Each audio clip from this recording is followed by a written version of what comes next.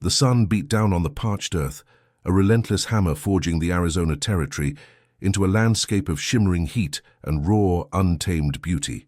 Dust, fine as sifted flour, coated everything: the weathered planks of the general store, the flanks of drowsing horses tied to the hitching post, and the very souls of those who called this rugged land home.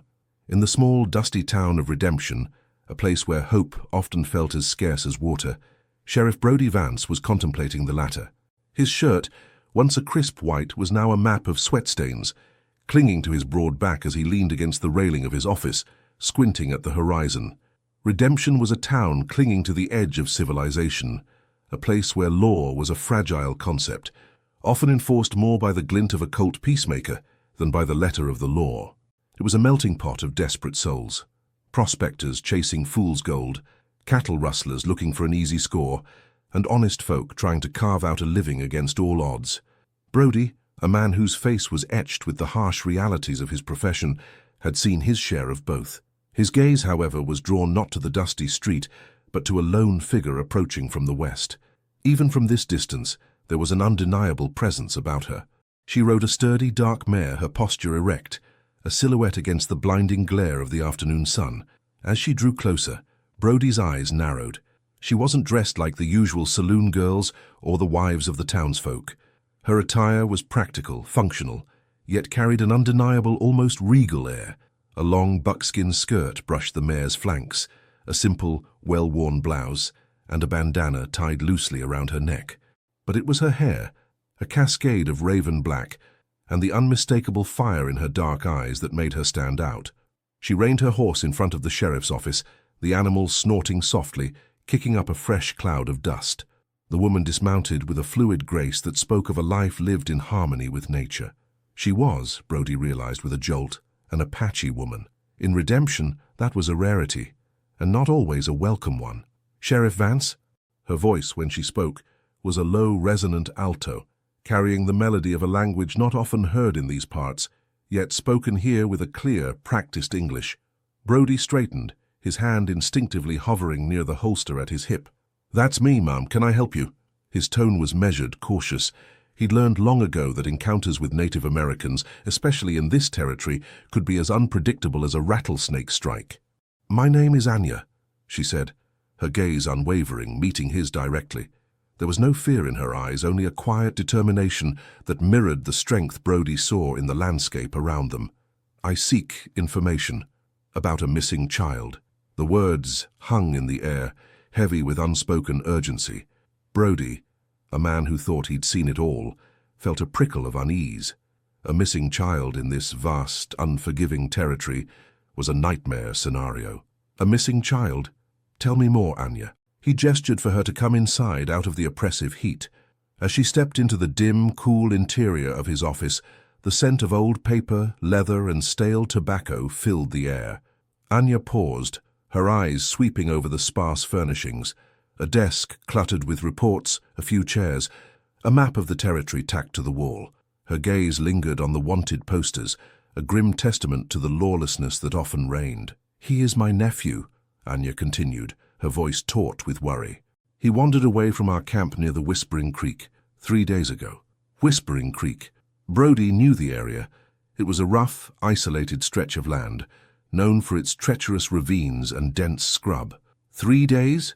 "Have you searched the area?" "We have searched. My people are searching still, but the track, they are faint, and the wind here, it erases much. We fear he may have been taken." "Taken." The word sent a chill down Brody's spine, colder than the desert wind could ever be. "Taken by whom?" Anya's eyes darkened, a flicker of something akin to ancient fury igniting within them. "That is what I must know, Sheriff. I have heard whispers of men who prey on those who are alone, men who do not respect boundaries, human or otherwise."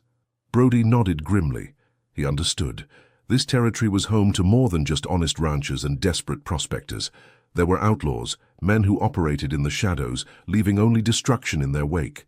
"And you believe he might have been taken by such men?" "I believe it is a possibility we cannot ignore," Anya stated, her voice firm. "He is young. He cannot survive long alone in the wilds, not with the heat and the predators." Brody looked at her, at the raw vulnerability beneath her stoic demeanor, the fierce protectiveness that emanated from her like heat from the desert floor. He saw not just an Apache woman, but a protector, a seeker of justice. And he knew with a certainty that settled deep in his gut that he had to help her. "All right, Anya, I'll do what I can. Tell me everything, every detail." He pulled out a chair for her. "Start from the beginning." The dust of redemption, for a moment, seemed to settle, replaced by the weight of a new urgent mission. The air in Sheriff Brody Vance's office grew thick with the details of Anya's story, each word a brushstroke painting a grim picture of the Arizona Territory's unforgiving nature. She spoke of her Apache village, nestled deep within the rugged canyons, a place of tradition and quiet strength. Her nephew, a spirited boy named Kai, was her sister's only child, a bright spark in their community. He was curious, adventurous, and prone to wandering, a trait that had always worried Anya, but never this deeply. "Kai, he has a fascination with the stories of the old ones," Anya explained, her fingers tracing patterns on the worn wooden table. "He loves to explore. He was playing near the creek not far from our camp, chasing a rabbit. My sister." She turned for just a moment, and when she looked back, he was gone. Brody scribbled notes in his ledger, his pen scratching against the paper. "And you said the tracks were faint?" "The wind had been strong that night," Anya confirmed, her brow furrowed, "and it had rained lightly 2 days prior, softening the ground. But then the wind, it can erase a deer's tracks in minutes. We found a few small prints leading towards the north, but then nothing." "North," Brody mused, tapping his pen against the ledger. "That would be towards the Black Mesa, not a friendly area." The Black Mesa was a sprawling, desolate region, a labyrinth of canyons and mesas, a perfect place for those who wished to disappear. It was also known to be frequented by unsavory characters, men who operated far from the prying eyes of any lawman. "We followed for as long as we could," Anya continued, her voice laced with a weariness that went beyond physical exhaustion. "But the trail grew cold. My people are skilled trackers, Sheriff. We can read the land like a book. But this was different. It felt as if the earth itself had swallowed him." Brody understood. There were times when the wilderness seemed to conspire against those who sought to conquer it, and there were other times, more sinister times, when it was used as a tool by men with dark intentions. "Have you seen any strangers in the area recently? Any unusual activity?" Anya paused, her gaze distant, as if replaying the days before Kai's disappearance. "There have been drifters, men passing through. We saw a group of riders a few days before Kai went missing. They were rough-looking, their horses burdened with packs that seemed too heavy for a casual journey. They did not speak to us, and we kept our distance. It is wise to do so." "Can you describe them?" Brody asked, his mind already piecing together potential scenarios. 4 men, hard faces, riding fast. They carried rifles, and one of them, he had a peculiar saddlebag, dark leather with a strange silver buckle. I did not get a clear look at their faces. They were like shadows, passing too quickly. A silver buckle. It was a small detail, but in the vast emptiness of the territory, small details could sometimes be the key to unlocking a larger mystery. Brody scribbled it down. Did they seem to be heading in the same direction as Kai's tracks? Anya's eyes met his, a spark of grim recognition. "That is what troubles me most, Sheriff. The direction they were riding, it was towards the north, towards the Black Mesa, the same direction Kai's tracks seemed to lead." The implication hung heavy in the air. Kidnapping. A crime born of desperation or malice, a crime that preyed on the most vulnerable. Brody felt a familiar surge of protective anger. This wasn't just about a missing boy. It was about the inherent cruelty that could fester in the harshness of this land. "We need to consider all possibilities," Brody said, his voice low and serious. "It's possible he got lost, but if he was taken, then we're dealing with something far more dangerous." He stood up, walking over to the map on the wall. His finger traced the jagged lines representing the Black Mesa. "This is a vast territory, Anya. Searching it is like looking for a single grain of sand on a vast beach. But we must try," Anya insisted, her voice regaining its strength. "Kai is not just a child. He is part of our people, and we do not abandon our own." Brody met her gaze, seeing the unyielding resolve in her eyes.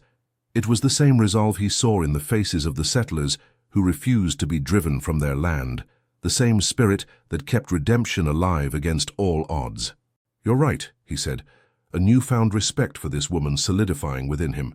"We won't. I'll organize a search party. We'll start by following those tracks you found as far as they go, and I'll send riders to the surrounding ranches to keep an eye out for those men you described." He knew it was a long shot. The territory was vast, and the outlaws, if that's who they were likely skilled at evading capture. But the image of Anya's determined face, her fiery eyes burning with concern, had ignited something within him. This was more than just a job. It was a duty to protect the innocent, a duty that transcended the artificial lines drawn on a map. "Thank you, Sheriff," Anya said, a hint of relief softening her features, though the worry remained etched there. "My people are willing to assist in any way they can. We know the land better than any outsider." Brody nodded. "Good. I'll need all the help I can get. We'll meet at the edge of town at dawn. Prepare yourselves, this won't be easy." He looked back at Anya, at the quiet strength that radiated from her. "We'll bring Kai home." The promise, spoken into the dusty air, felt as binding as any oath. Dawn broke over redemption not with a gentle caress, but with a harsh, fiery glare, as if the sun itself was impatient to reveal the day's brutal truths. The air, still cool from the night, carried the scent of sagebrush and the distant cry of a hawk. Sheriff Brody Vance, his jaw set with grim determination, stood by his horse, the familiar weight of his rifle in his hand. Beside him, Anya, her Apache heritage lending her an almost ethereal grace even in the harsh morning light, mounted her mare. A small, hand-picked group of his deputies, men he trusted implicitly, milled about, their faces a mixture of concern and stoicism. Brody had explained the situation, the potential danger, and the importance of Anya's insights. He'd chosen men who understood the territory, men who could track a whisper on the wind if necessary. Among them was a young deputy named Caleb, eager and strong, but prone to youthful overconfidence, and Silas, an older, weathered man whose silence spoke volumes and whose eyes had seen too much. "All right," Brody announced, his voice cutting through the pre-dawn quiet. "We're heading north towards Whispering Creek. Anya, you lead the way. Show us where you last saw the tracks." Anya nodded, her eyes scanning the horizon with an intensity that Brody was beginning to recognize.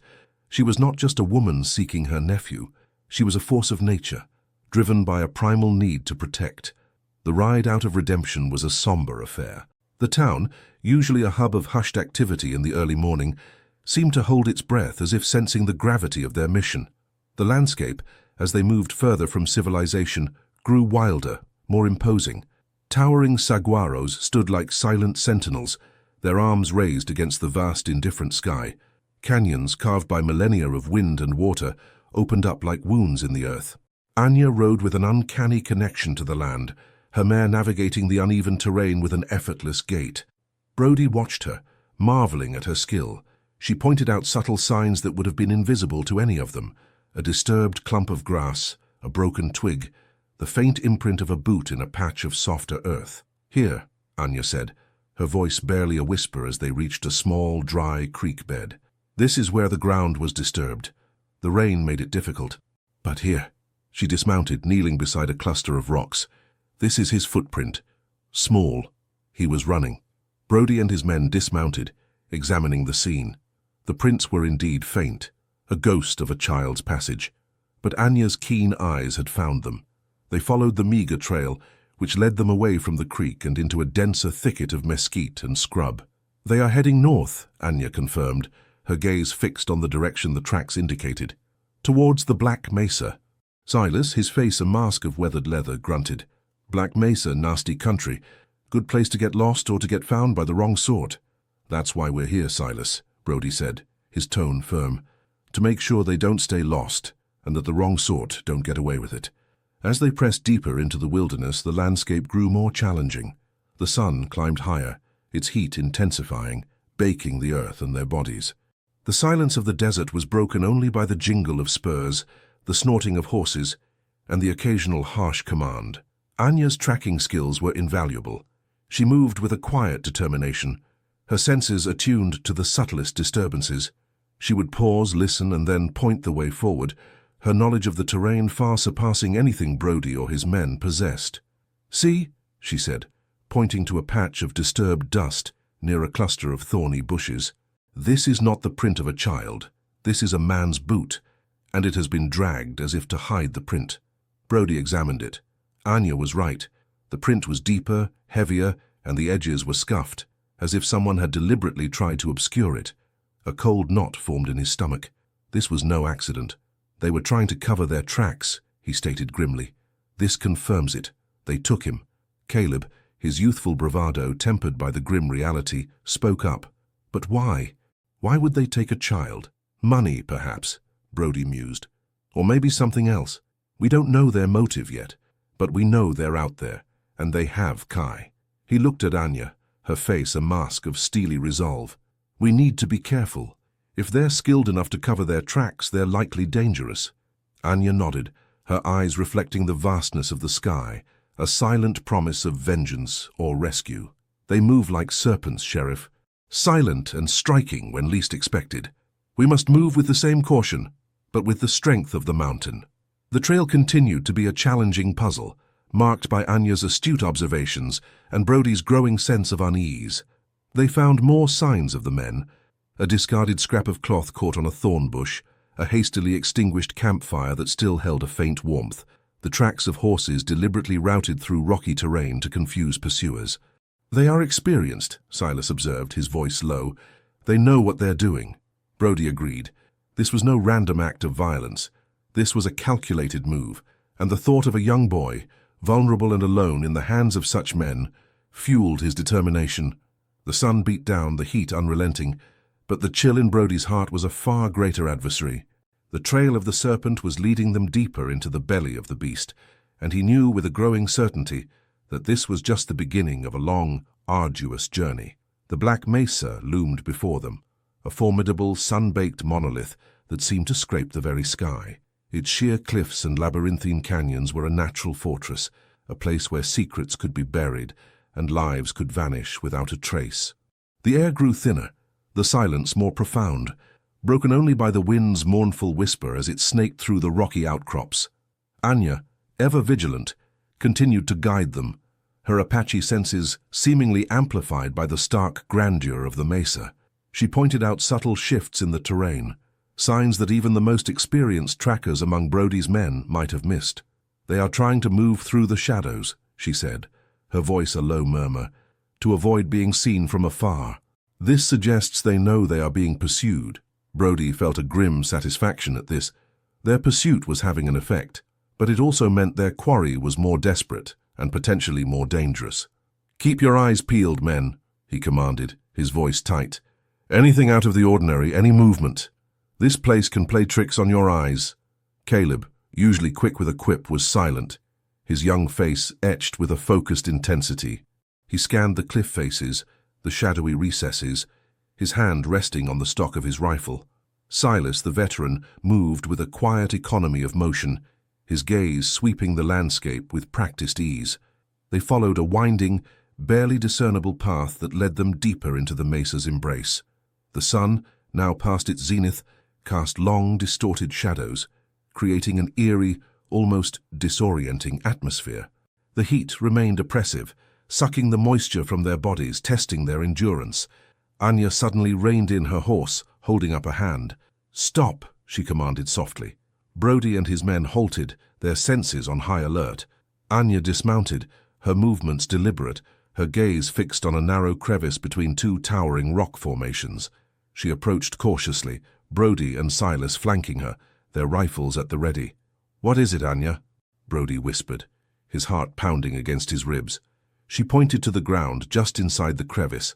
There, half hidden by loose scree, was a small, hand-carved wooden bird. It was crudely made, but unmistakably the work of a child. It was the kind of toy a boy like Kai might cherish. "Kai's bird," Anya breathed, her voice choked with emotion. Her hand trembled as she reached out to touch it, her fingers brushing over the rough wood. Tears welled in her eyes, but she blinked them back, her resolve hardening. He must have dropped it. They are close. Brody felt a surge of adrenaline, mixed with a heavy dose of apprehension. They were closing in, but so were the kidnappers, and they knew this territory. "We need to be cautious," he reiterated. "This could be a trap. They could be waiting for us." Anya nodded, her gaze sharp and determined. "They are here. I can feel it. The air is different." They proceeded with extreme caution, their horses moving at a snail's pace. The crevice opened into a small, sheltered alcove, a natural amphitheater carved into the rock face. And there, huddled together, were the 4 men Anya had described. They were armed, their rifles resting nearby, their horses tethered to rocks, and in the center of their makeshift camp, looking small and terrified, was Kai. He was dirty, his clothes torn, but alive. His eyes, wide with fear, darted between the men and the approaching riders. "Hold it right there!" Brody's voice boomed, shattering the tense silence. His rifle was leveled, aimed squarely at the men. Silas and Caleb, along with the other deputies, fanned out, surrounding the camp, their weapons ready. The 4 men started, their faces a mixture of surprise and alarm. They were outlaws, hardened men, but the sudden appearance of a sheriff and his deputies, and the unexpected arrival of Anya, seemed to have caught them off guard. Sheriff Vance, the apparent leader of the group, a burly man with a scarred face, sneered. "Fancy meeting you here, just passing through." "Passing through with a stolen child?" Brody retorted, his voice dangerously calm. "I don't think so. Let the boy go. Now." The man chuckled, a rough, unpleasant sound. "And why would we do that, Sheriff?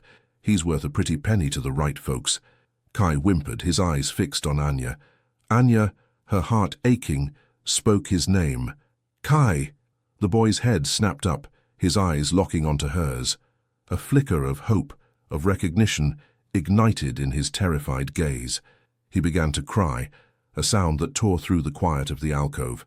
"You won't get away with this," Brody warned, his finger tightening on the trigger. "This is no longer just a pursuit. This is a rescue." The leader of the outlaws exchanged a look with his men. They were cornered, outnumbered, but they were desperate men. "We'll see about that, Sheriff," he growled, reaching for his rifle. The standoff was charged with an electric tension, the fate of the young boy hanging precariously in the balance. The rugged beauty of the Black Mesa had become the stage for a desperate confrontation, a battle between law and lawlessness, between hope and despair. The standoff in the alcove of the Black Mesa was a taut wire ready to snap at any moment.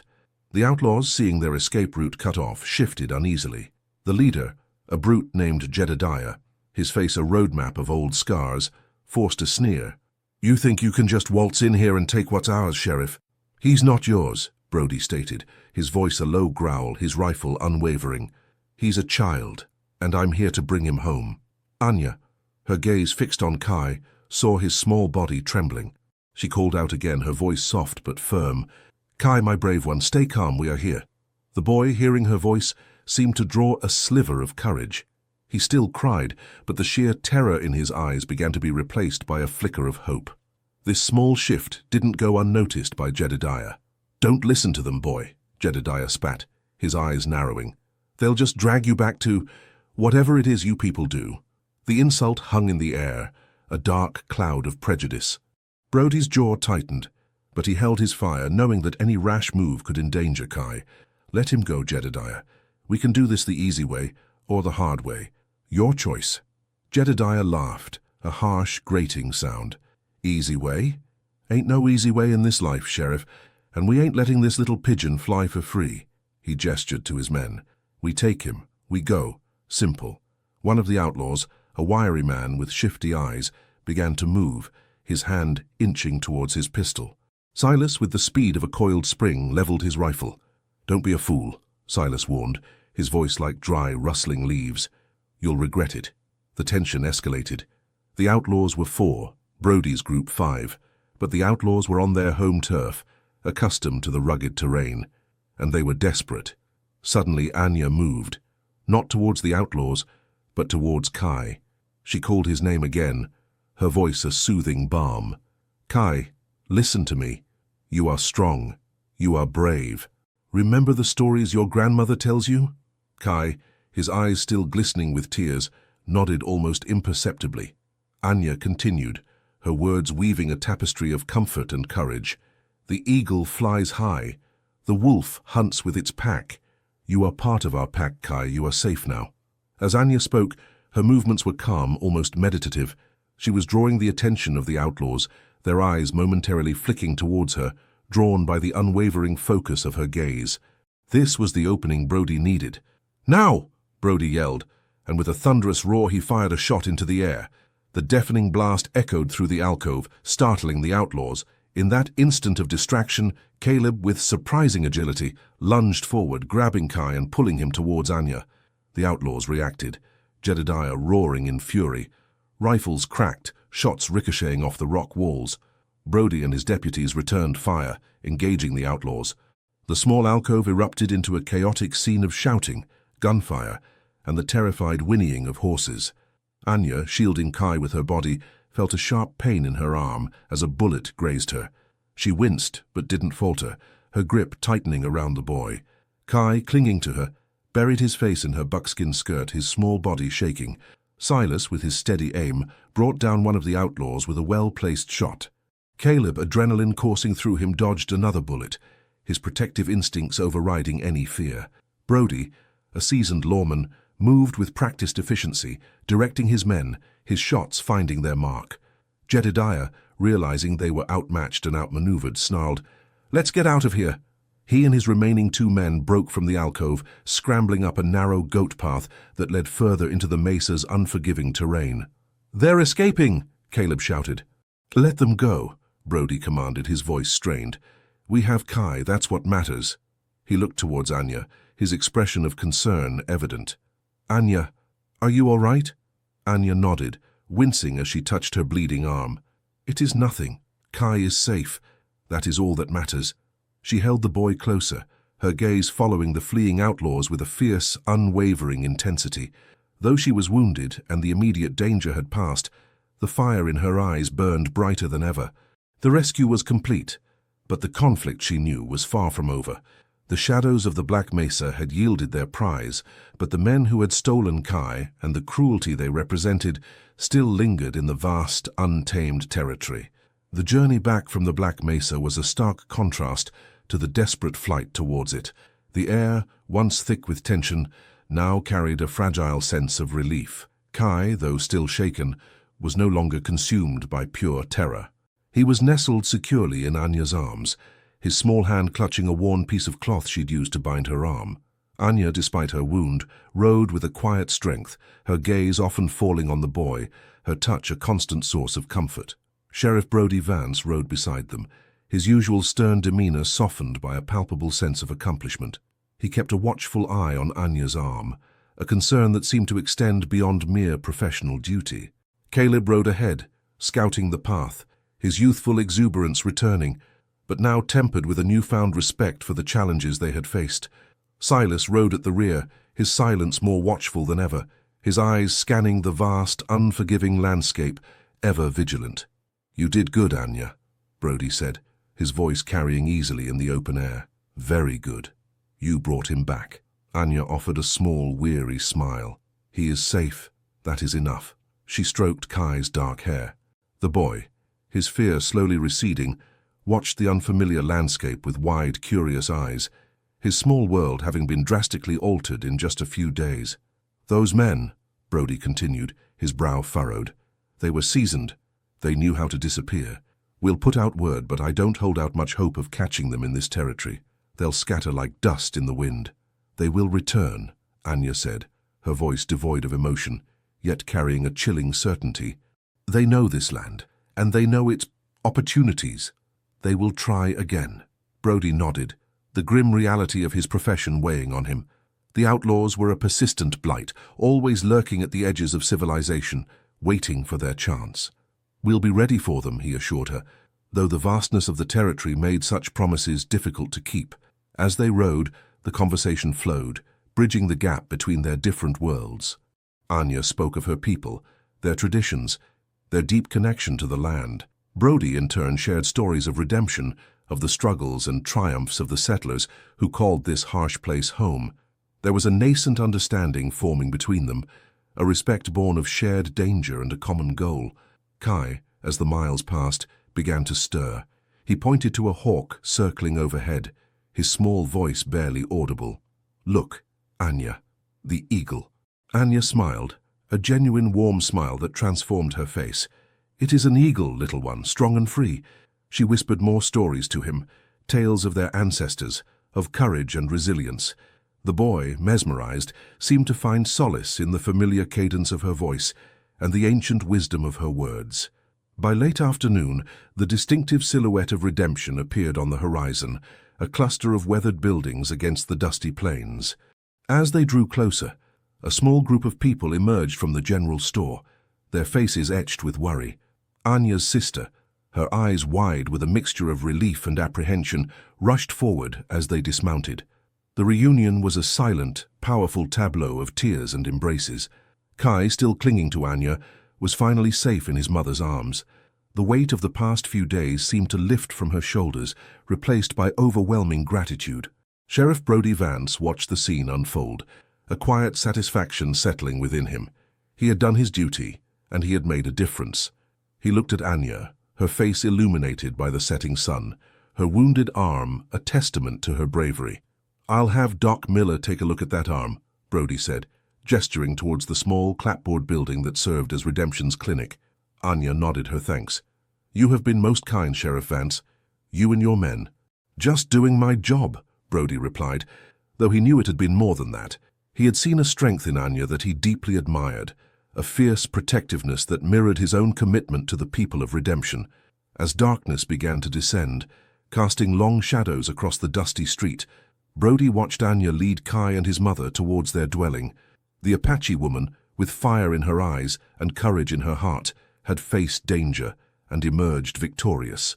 She was a protector, a survivor, a woman who embodied the spirit of the wild, untamed West.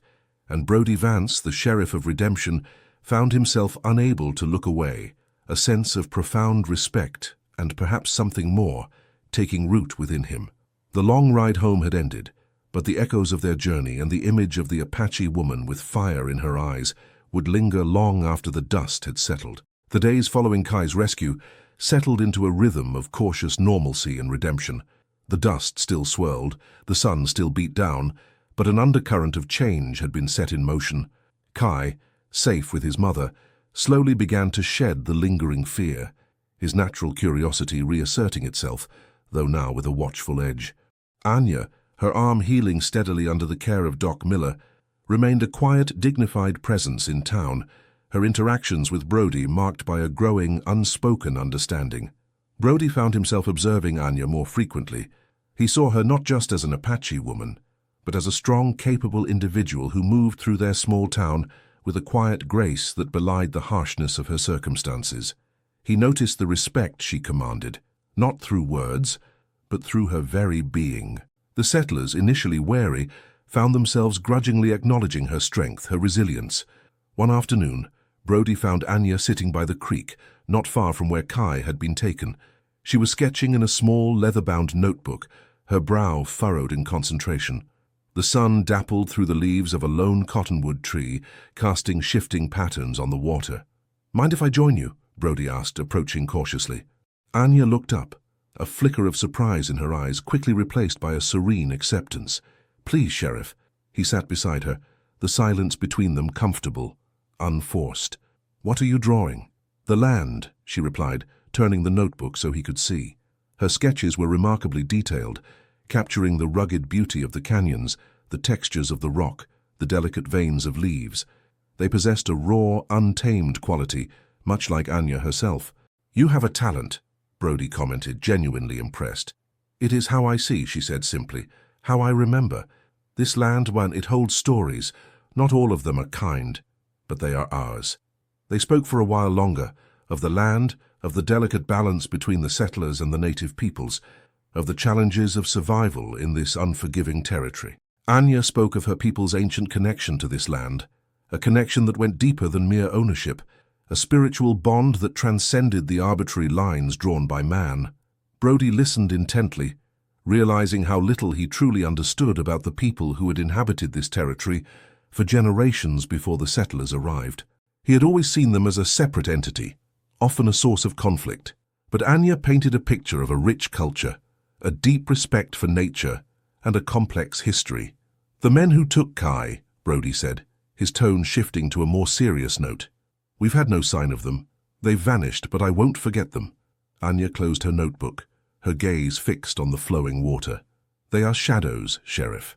They thrive in the darkness, where they can prey on the vulnerable. But even shadows can be dispelled by light. And how do we bring that light, Anya? Brody asked, his eyes meeting hers. By remaining vigilant, she replied. By protecting those who need it. By ensuring that those who seek to harm do not succeed. Your vigilance, Sheriff, and the vigilance of your men is our light. Her words struck a chord with Brody.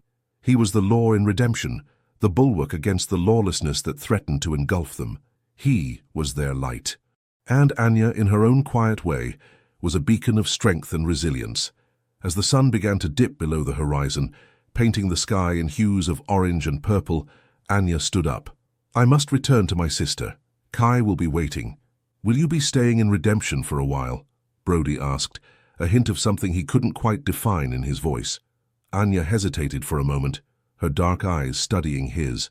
For now, until I am sure Kai is truly settled, and until I am sure those shadows have moved on. Brody nodded, understanding her cautious approach. If you need anything, Anya, anything at all, you know where to find me. She offered him another one of her rare, luminous smiles. I know, Sheriff Vance, and I thank you.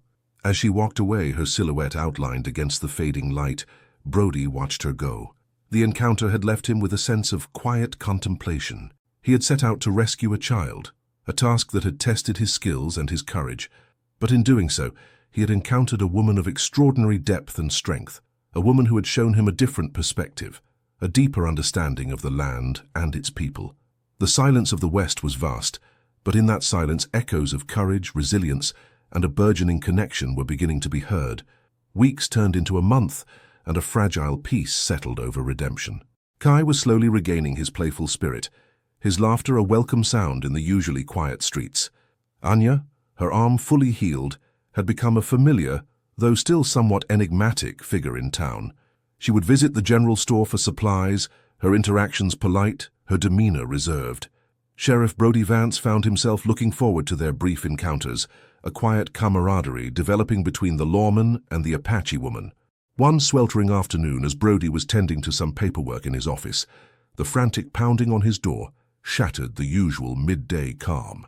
It was Caleb, his face pale, his breath coming in ragged gasps. "Sheriff! Sheriff!" Caleb stammered, pushing the door open. "Trouble! Out by the old mining camp." Brody was on his feet instantly, his hand going to his holster. "What kind of trouble, Caleb? Spit it out."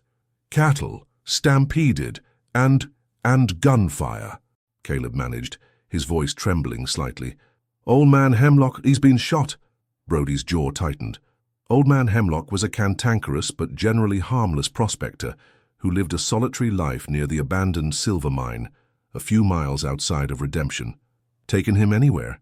"Doc Miller's already heading out there," Caleb said. "But it was bad, Sheriff. Real bad. Sounded like a shootout." Brody grabbed his hat and his rifle. "Let's go. We need to see what happened. And if those varmints who shot Hemlock are still around, we're going to bring them in." They rode hard, the dust billowing behind them like a storm cloud. As they approached the vicinity of the old mining camp, the acrid smell of gunpowder hung heavy in the air. The eerie silence that followed the gunfire was more unsettling than any noise. They found the scene of chaos. A herd of cattle, spooked and disoriented, milled about in confusion. Several were wounded, their sides bleeding. And near a crude wooden shack, the remnants of Hemlock's mining operation, lay the old prospector. He was groaning, his hand pressed to a bloody wound in his side. Doc Miller was kneeling beside him, his face grim. "How is he, Doc?" Brody asked, dismounting.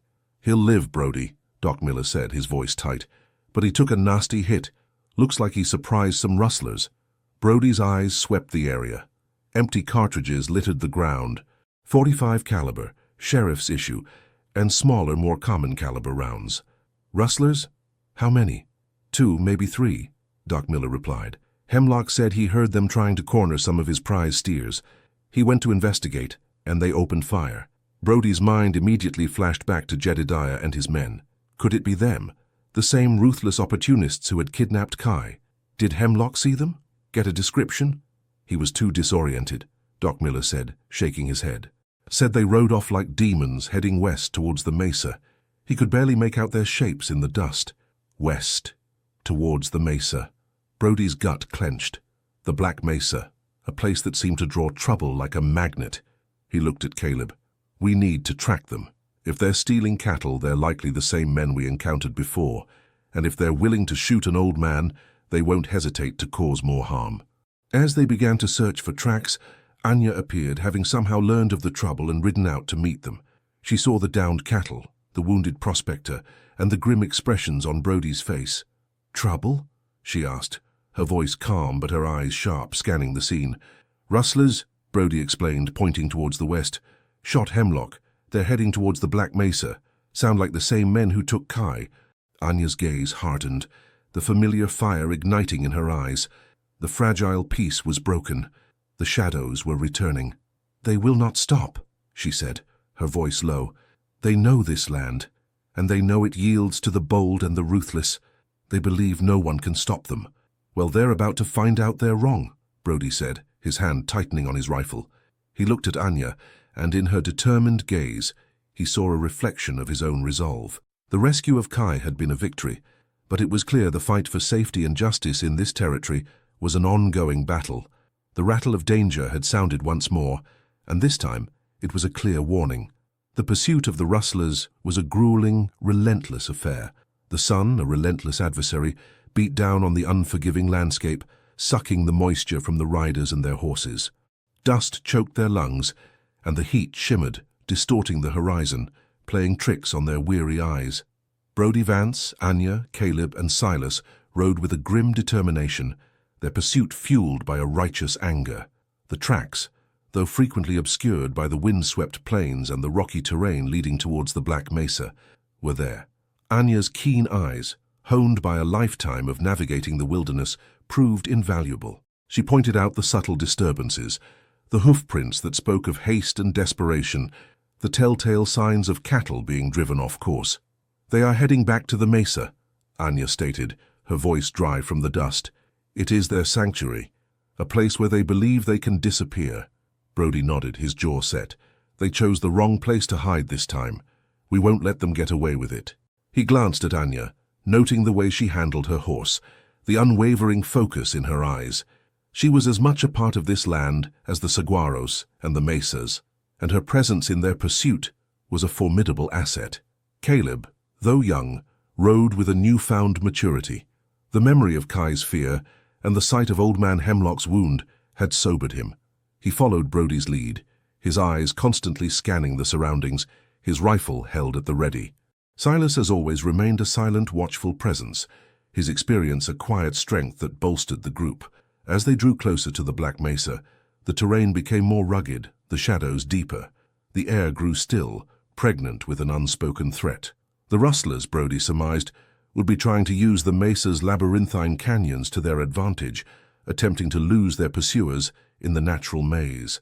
"They will try to split us up," Anya warned, her gaze fixed on the imposing cliffs ahead. "They know we are few. They will use the land against us." "Then we stick together," Brody declared, his voice firm. "No matter what, we've come too far to be divided." They entered the shadows of the mesa, the oppressive heat replaced by a chilling coolness. The silence here was profound, broken only by the crunch of hooves on stone and the ragged breathing of the horses. The towering rock formations seemed to press in on them, creating a sense of claustrophobia.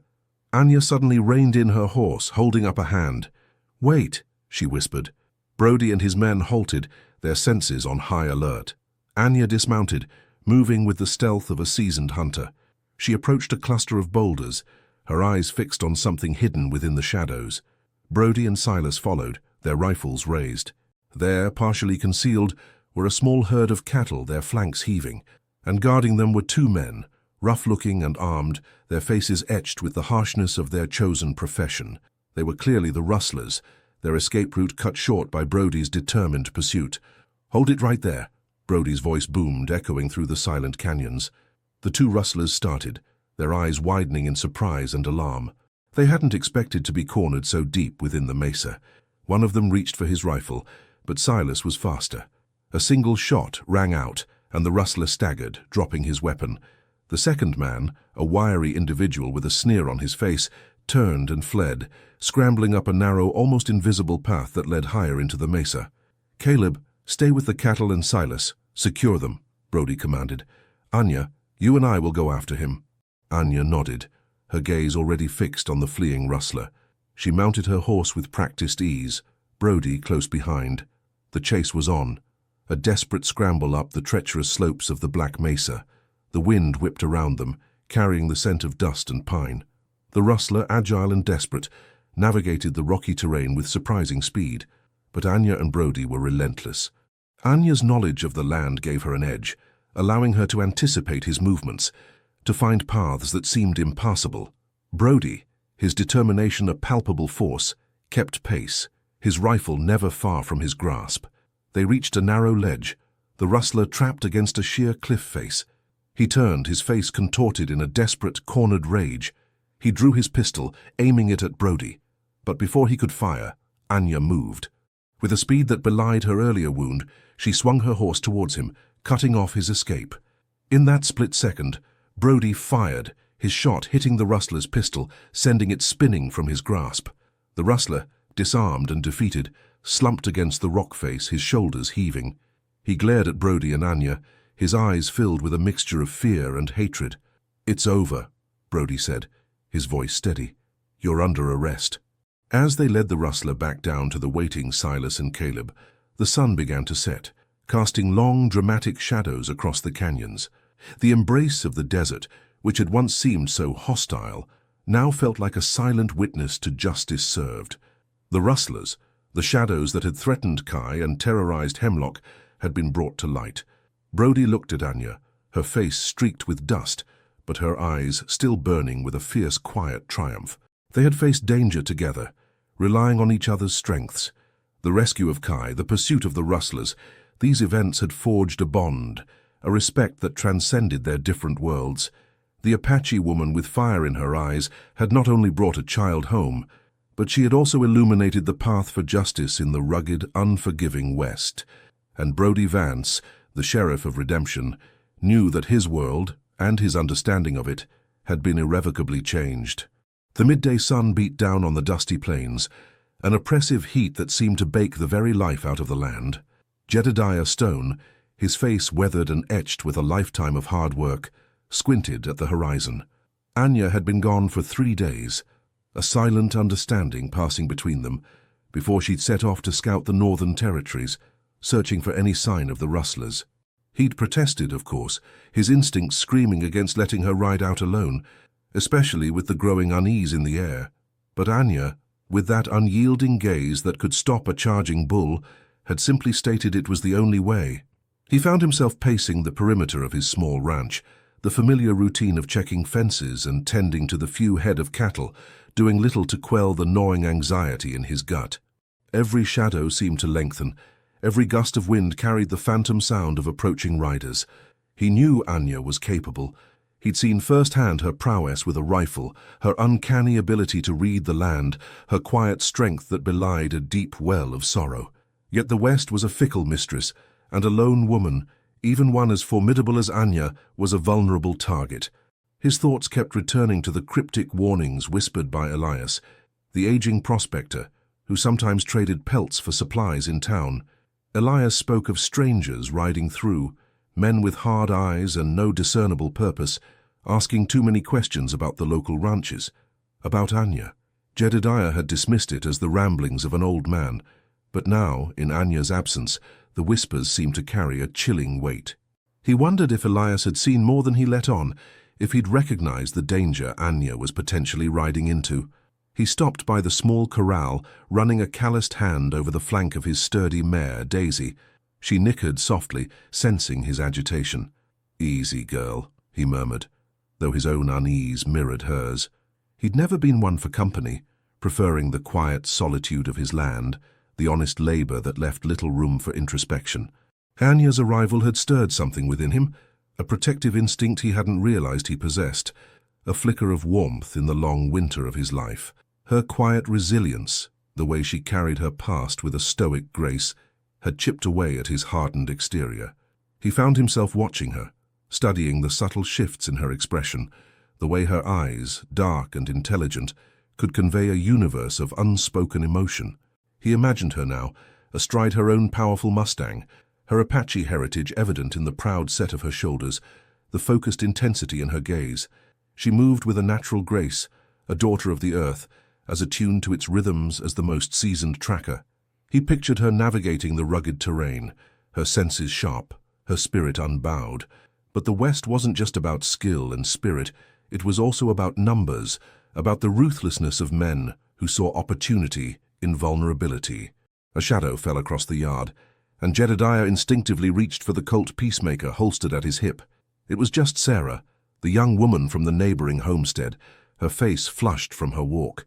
She always seemed to be hovering, her quiet admiration for Jedediah as palpable as the summer heat. "Mr. Stone," she began, her voice soft, "just checking in. Haven't seen Anya round." "She's out scouting," Jedediah replied, his hand still resting near his weapon. He didn't like being startled, not anymore. Sarah's eyes flickered with a hint of something he couldn't quite decipher. Concern, perhaps, or something more personal. "It's just... my father said he saw some unfamiliar riders heading towards the canyons yesterday." Big fellas looked mean. Jedediah's jaw tightened. "Did he get a good look at them?" "Not really.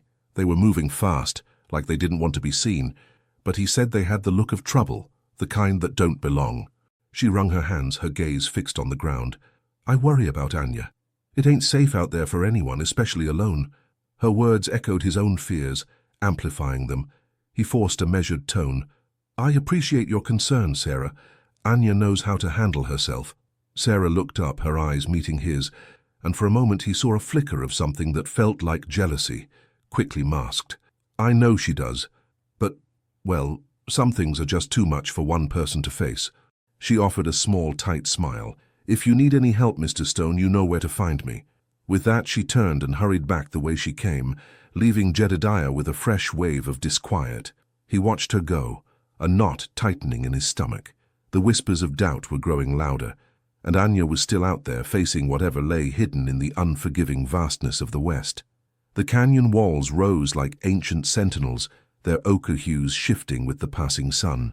Anya navigated the treacherous terrain with practiced ease, her Mustang, Shadow, sure-footed and responsive to her slightest touch. She moved with the quiet confidence of one who understood the language of the land, her Apache senses honed by generations of survival. But even her keen awareness couldn't entirely ward off the insidious nature of human malice. She'd been following a faint trail, a broken twig here, a disturbed stone there, signs that spoke of recent passage. The signs pointed north, towards the foothills where the rustlers were rumored to have a hidden staging area. Her heart pounded with a mixture of anticipation and a grim determination. She carried the weight of her people's history, the injustices they had suffered, and the burning need to reclaim what was stolen, to bring a measure of justice to this lawless land. As she rounded a bend, the air grew heavy, charged with an unseen tension. A sudden silence fell over the canyon, the usual scuttling of lizards and chirping of birds conspicuously absent.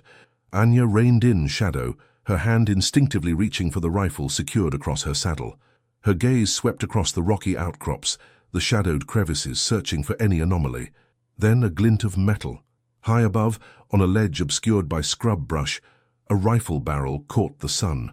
Anya's instincts screamed danger. Before she could react, a shot rang out, the crack echoing deafeningly against the canyon walls.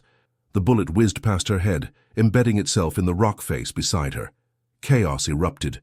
More shots followed, a hail of lead raining down from the cliffs. Shadow, startled and spooked, reared violently, his whinnies of panic sharp and desperate. Anya, her rider's instincts kicking in, clung to his back, fighting for control. She fired back, her shots aimed with deadly precision at the flashes of movement she could discern amongst the rocks. "Come out, Apache!" A gruff voice boomed from above, laced with a cruel amusement. "We ain't got all day to play with you." Anya gritted her teeth, her heart a steady drum against her ribs. She recognized the voice, Silas Blackwood, a notorious outlaw known for his brutality and his penchant for ambushing unsuspecting travelers. He'd made a name for himself by preying on the weak, by taking what he pleased with impunity. "You picked the wrong woman to trifle with, Blackwood," Anya yelled back, her voice ringing with defiance, her Apache heritage giving her a strength that transcended fear. Another volley of shots, closer this time. Shadow whinnied again, a deep gash appearing on his flank. Anya knew she couldn't stay here, exposed and vulnerable. She spurred Shadow forward, ducking and weaving as bullets whizzed past. She needed to find cover to break their line of sight. She guided Shadow towards a cluster of large boulders, the stone offering a precarious shield. Bullets ricocheted off the rock, sending chips of stone flying. Anya dismounted, her movements fluid and economical, leading Shadow behind the protective barrier. The horse, though wounded, stood firm, his breath coming in ragged gasps. "Just you and me now, Apache," Blackwood's voice taunted, closer now. Anya could hear the heavy tread of boots on rock. They were descending, trying to flush her out. Anya reloaded her rifle, her hands steady despite the adrenaline coursing through her veins. She could feel the heat of the sun on her back, the dust in her throat, but her focus was absolute. She wasn't just fighting for herself. She was fighting for Jedediah, for the hope of a peaceful future, for the memory of her people. She peered around the edge of the boulder, her eyes scanning the terrain. She saw 3 men emerging from the shadows, silhouetted against the bright sky. Blackwood was in the lead, a hulking figure with a cruel smile plastered across his face. He held a shotgun, its barrels glinting menacingly. Anya knew this was her chance. She waited until Blackwood was within range. Then, with a swift, practiced motion, she raised her rifle and fired. The shot was true, striking Blackwood in the shoulder, sending him stumbling back with a roar of pain. His 2 companions, startled by the sudden turn of events, hesitated for a split second. That was all Anya needed. She fired again, her second shot finding its mark, hitting one of the men in the chest. He crumpled to the ground.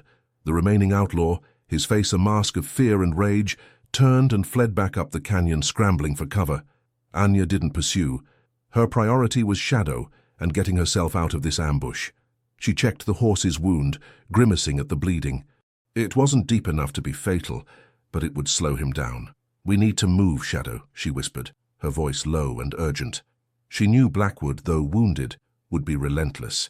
The whispers of doubt that had plagued Jedediah were now a terrifying reality. She had walked into a trap, and the fight for survival had just begun. The news of Anya's ambush reached Jedediah like a physical blow. Sarah, her face pale and drawn, had ridden in that morning, her eyes wide with alarm. "Mr. Stone, my father." He saw them.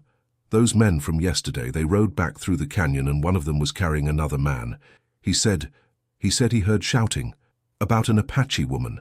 Jedediah's blood ran cold. Anya. He hadn't heard from her in 3 days, and now this. The uneasy feeling he'd harbored had coalesced into a hard, cold knot of dread in his stomach. He didn't need Sarah to finish the story. He knew Anya was resourceful, a survivor, but an ambush in the canyons, outnumbered and outgunned. It was a grim picture.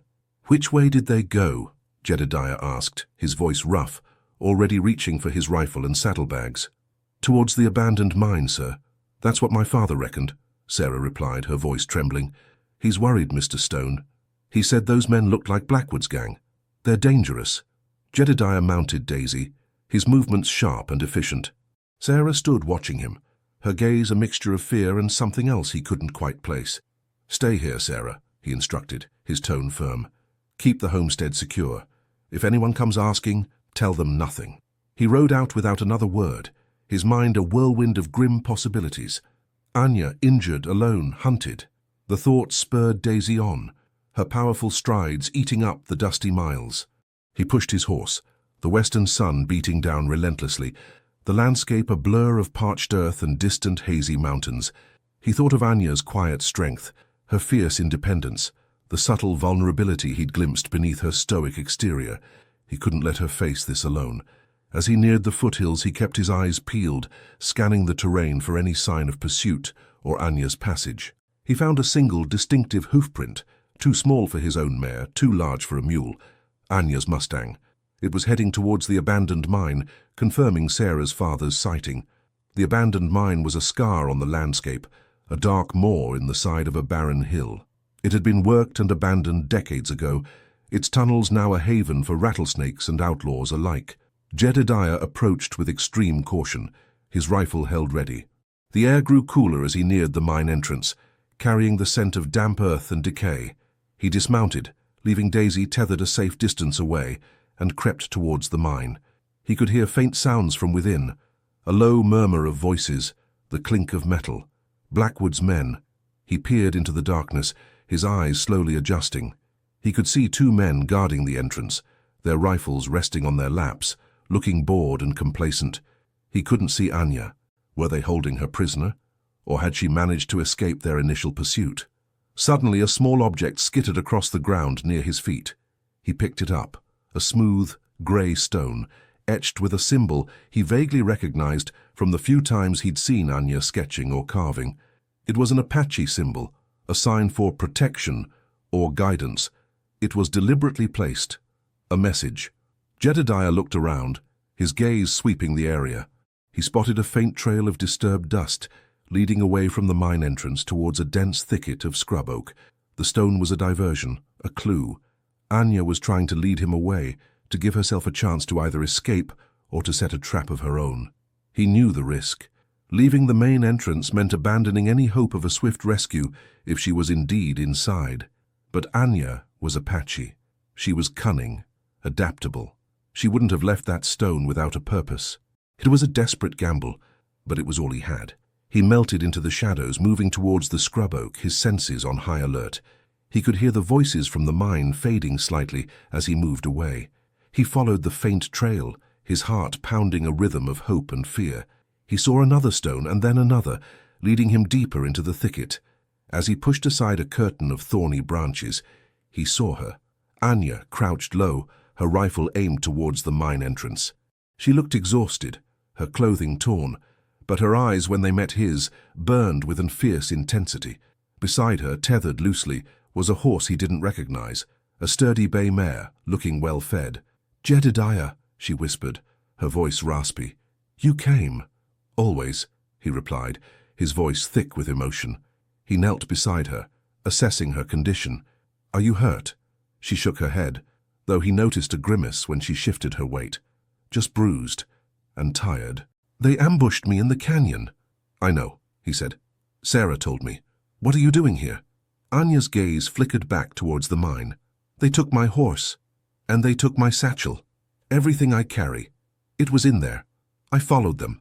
Saw my chance when they got careless." She gestured towards the bay mare. "Borrowed this.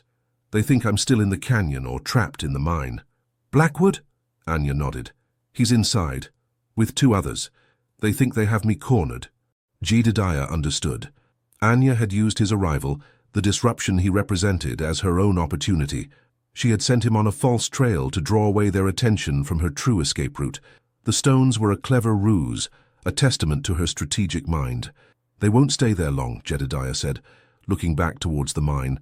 "They'll realize you're not inside. They'll come looking." Anya met his gaze, her eyes hardening. "Let them. We'll be waiting." She indicated the direction he'd come from. "There's a narrow pass about half a mile that way, steep sides. Good for an ambush of our own." Jedediah felt a surge of admiration for her resilience, her ingenuity. He hadn't just found Anya. He'd found an ally, a warrior. The unseen hand guiding her through danger was her own indomitable spirit. The afternoon sun began its slow descent, casting long, distorted shadows across the rugged landscape. Anya, her movements precise and economical despite her exhaustion, continued to lay the groundwork for their counter-ambush. Jedediah watched her, a silent observer to her practiced efficiency.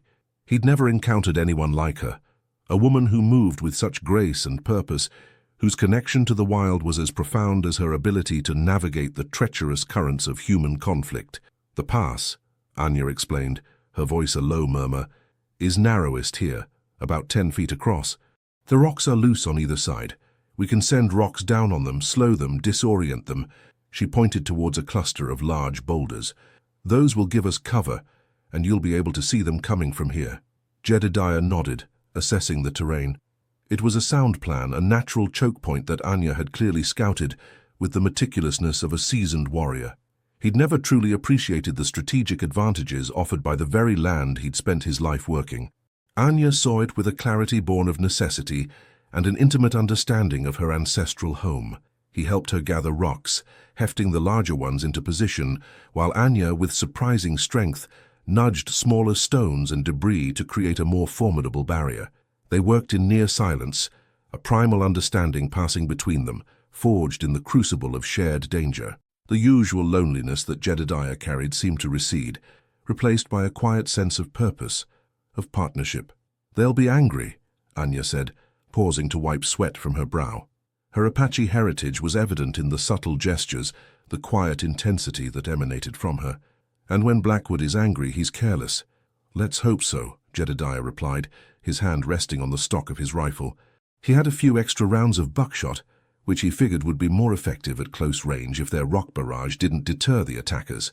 He'd also packed a small but potent supply of dynamite he'd intended for clearing stubborn stumps on his land. Perhaps it would serve a different purpose now. He retrieved the small sticks of dynamite from his saddlebag, along with the fuses and caps. Anya watched him, her dark eyes assessing the explosive material with a mixture of curiosity and caution. "Dangerous," she stated simply. "Only if you're not careful," Jedediah replied, his voice calm. He began to carefully prepare the charges, digging small holes in the ground at strategic points along the pass, just beyond the natural rockfall. Anya observed his movements, her understanding growing. She knew that in this world, survival often depended on utilizing every advantage, even the destructive power of man's inventions. "We can make them think the entrance is collapsing," Jedediah mused. "Buy us more time and sow confusion." Anya nodded. "Confusion is their enemy. It makes them predictable." As the sun dipped lower, painting the sky in hues of orange and crimson, the tension in the air grew palpable. The sounds of the wilderness seemed to recede, replaced by the thumping of their own hearts, the rustle of their movements. Jedediah positioned the dynamite, ensuring it was deep enough to be effective, but shallow enough to be triggered by the rock slide. Anya, meanwhile, scouted the edges of the pass, looking for any hidden routes of approach, her eyes missing nothing. Suddenly, Anya held up a hand, her body tensing. Jedediah froze, his senses instantly on high alert. From the direction of the mine he heard it, the faint but distinct sound of horses' hooves growing steadily louder. Blackwood and his men. They had realized Anya was not in the mine and were now coming for them. "They took the bait," Anya whispered, her voice taut with anticipation. "They think they're hunting us. They don't know we're hunting them." Jedediah and Anya retreated to their positions behind the boulders, their rifles loaded, their eyes fixed on the approaching sound. The rocky pass lay before them, a silent, deadly trap. The stolen bay mare, now Anya's temporary steed, whickered softly, sensing the imminent danger. The clatter of hooves grew louder, closer. Jedediah could now distinguish the rough, angry shouts of men. Blackwood. His voice, filled with rage and a thirst for vengeance, echoed off the canyon walls. "Spread out!" Blackwood bellowed. "Find the damned Apache! She ain't getting away this time!" Jedediah and Anya exchanged a look, a silent understanding passing between them. The trap was set. Now they just had to wait for the prey to walk into it. The air crackled with anticipation, the silence before the storm more potent than any noise. The West was a harsh teacher, and tonight it was about to deliver a brutal lesson to Silas Blackwood.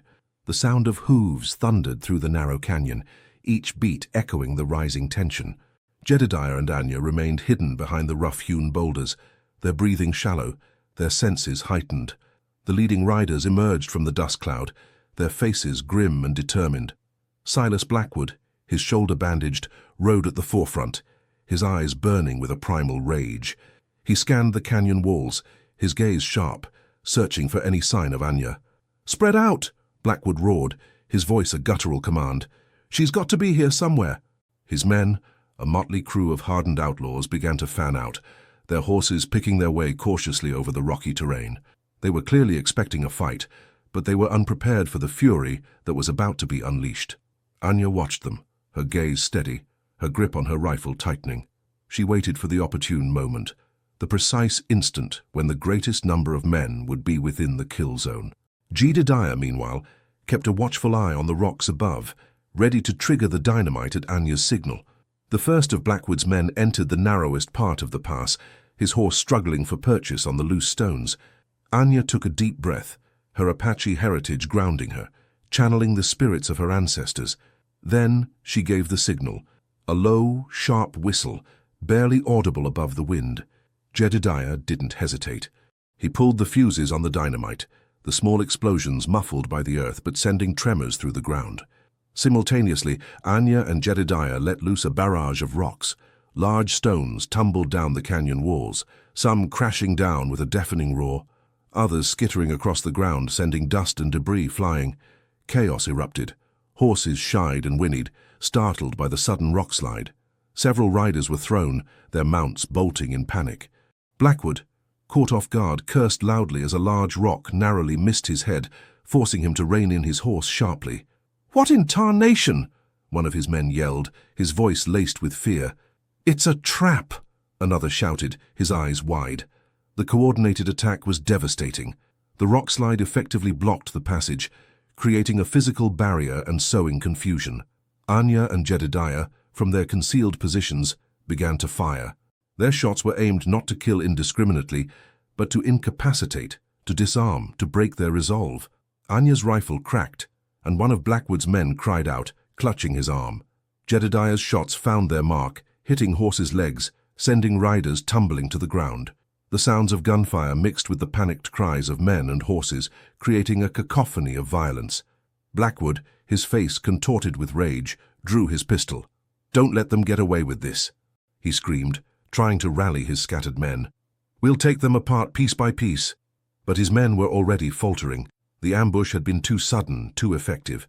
They were outnumbered, outmaneuvered, and the canyon itself seemed to be fighting against them. Anya, seeing Blackwood trying to rally his forces, took aim. Her shot was swift and precise, hitting his pistol, sending it flying from his grasp.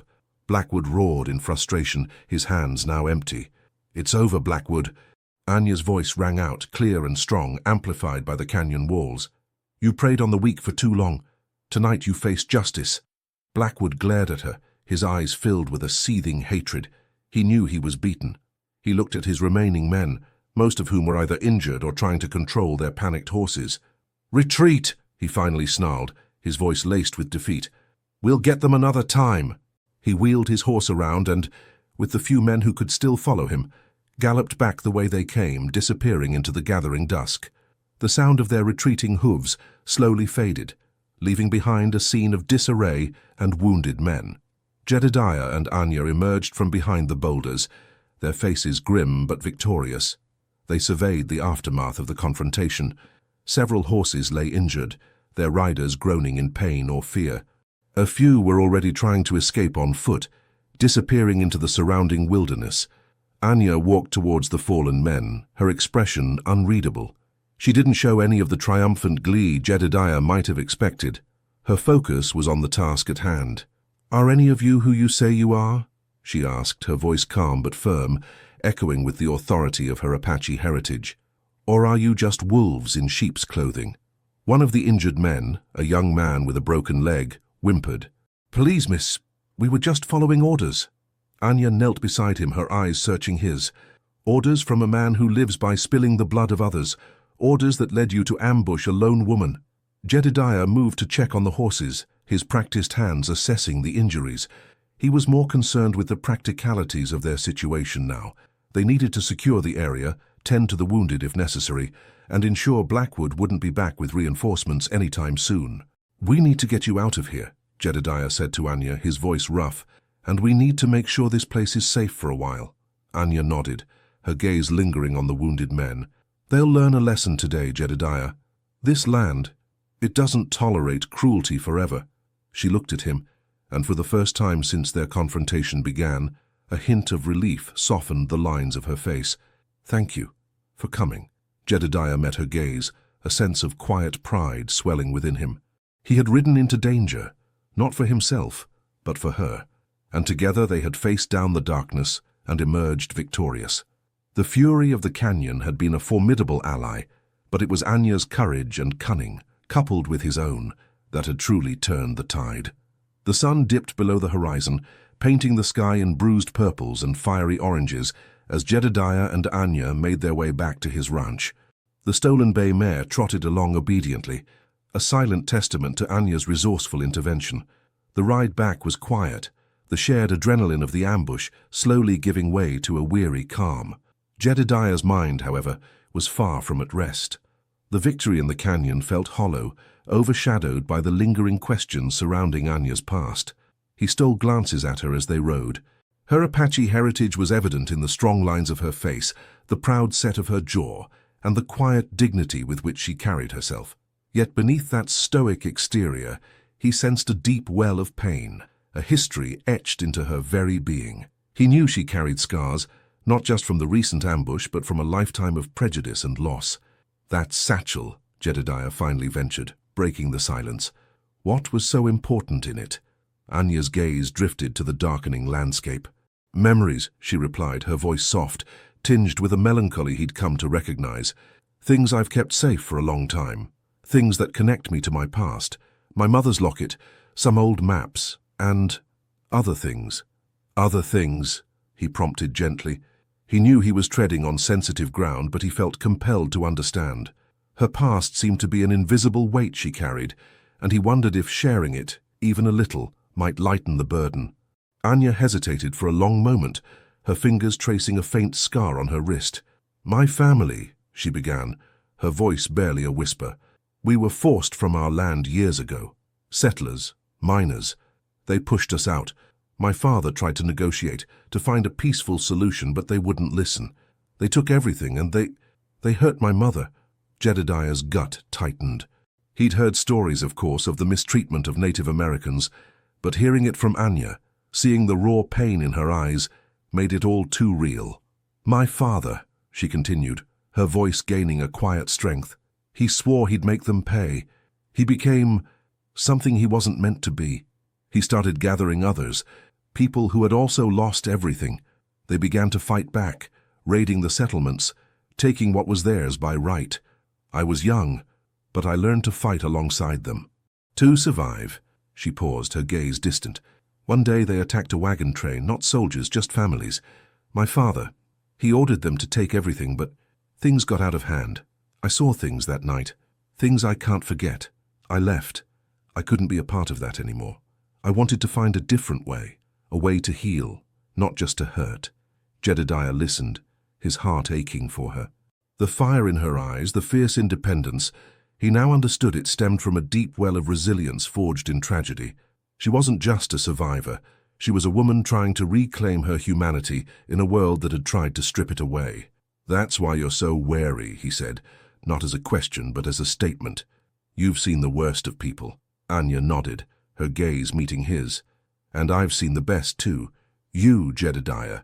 You rode out when I was in trouble. You didn't hesitate. You don't see me as just an Apache woman. You see me as Anya." Her words struck him with an unexpected force. He hadn't realized how much he had come to care for her, how much her presence had disrupted his solitary existence, and for the better. He found himself wanting to protect her, not just from the outlaws but from the ghosts of her past. "Blackwood," Jedediah said, his voice firm, "he's part of that old greed, that disregard for others. He doesn't care who he hurts. We can't let him get away with what he's done." Anya's eyes narrowed, a familiar fire rekindling within them. "He stole more than just my satchel, Jedediah. He stole a piece of my past, a piece of my future, and I intend to get it back."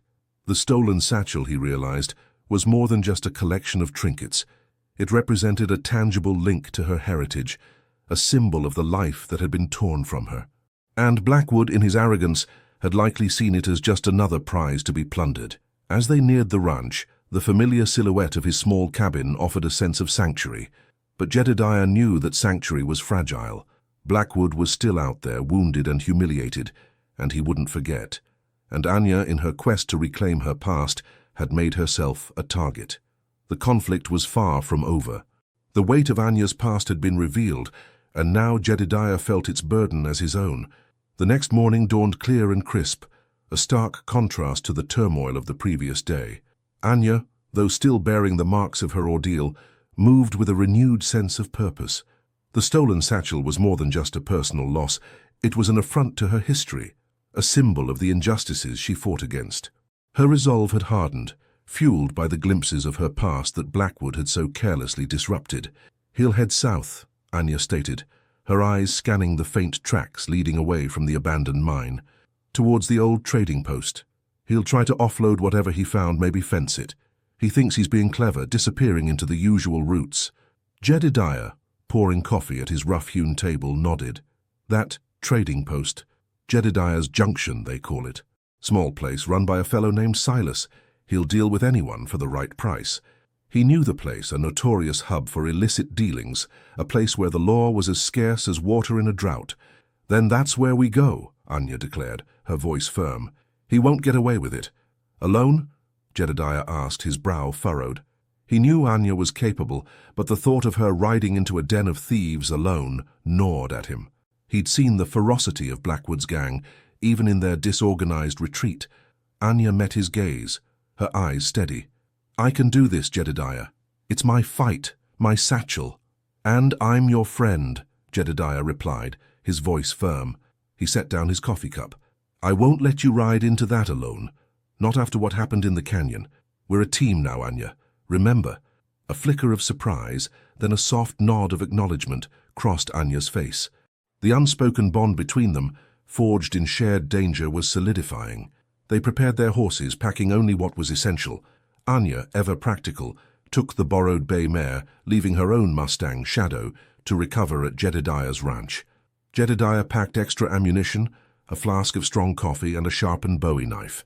The ride to Jedediah's Junction was arduous, the terrain growing more unforgiving as they ventured further from the familiar pastures of Jedediah's land. The sun beat down relentlessly, and the air grew thick with the scent of sagebrush and dust. Anya rode with a quiet intensity, her gaze fixed on the horizon, her mind no doubt already strategizing their approach to the trading post. As they neared their destination, the landscape began to change. Cacti dotted the parched earth and the air grew hotter, drier. The trading post itself appeared as a collection of ramshackle buildings huddled together, a lonely outpost against the vastness of the desert. A sign, crudely painted, swung in the breeze. Jedediah's Junction. All welcome, within reason. Jedediah snorted. Reason's a rare commodity around here. They rode into the dusty clearing, their horses' hooves kicking up clouds of fine grit. A few rough-looking men lounged outside the main building, their eyes immediately drawn to the newcomers. Anya dismounted with her usual grace, her presence commanding a quiet respect, or perhaps a wary curiosity. A stout man with a greasy apron emerged from the trading post, his eyes sharp and calculating. "Lost, strangers?" he asked, his voice a low growl. "We're looking for Silas Blackwood," Jedediah stated, his voice level. He met the man's gaze directly, showing no fear. The proprietor's eyes narrowed, a flicker of recognition, or perhaps apprehension, crossing his face. "Silas ain't here. Been through a few days back. Heading on somewhere else." Anya stepped forward, her voice calm but laced with an undeniable authority. "He passed through yesterday. We know he did. And he was carrying a satchel. A woman's satchel." The proprietor shifted his weight, his eyes darting nervously towards the men lounging outside. "Don't know nothing about no satchel." "We're not asking you to know anything," Anya continued, her tone hardening. "We're telling you he was here, and we know he was dealing with you. If you have my satchel, you can give it back now and we'll be on our way. Otherwise—" She let the threat hang in the air. The proprietor's eyes flickered towards the buildings, a silent communication passing between him and his associates. Jedediah felt Anya's tension, her readiness for a confrontation. He kept his hand close to his pistol, his gaze sweeping over the rough-looking men. Suddenly a voice boomed from inside the trading post, laced with a cruel amusement. "Well, well, well, what have we here? Come to reclaim your trinkets, Apache?" Silas Blackwood emerged from the shadows of the building, a smirk on his face. He held Anya's satchel in his hand, its worn leather a stark contrast to his rough appearance. He dangled it tauntingly. "You boys got sloppy," Anya stated, her voice dangerously low. Blackwood chuckled, a harsh, grating sound. "Sloppy? I call it clever. Took what was mine by right of conquest.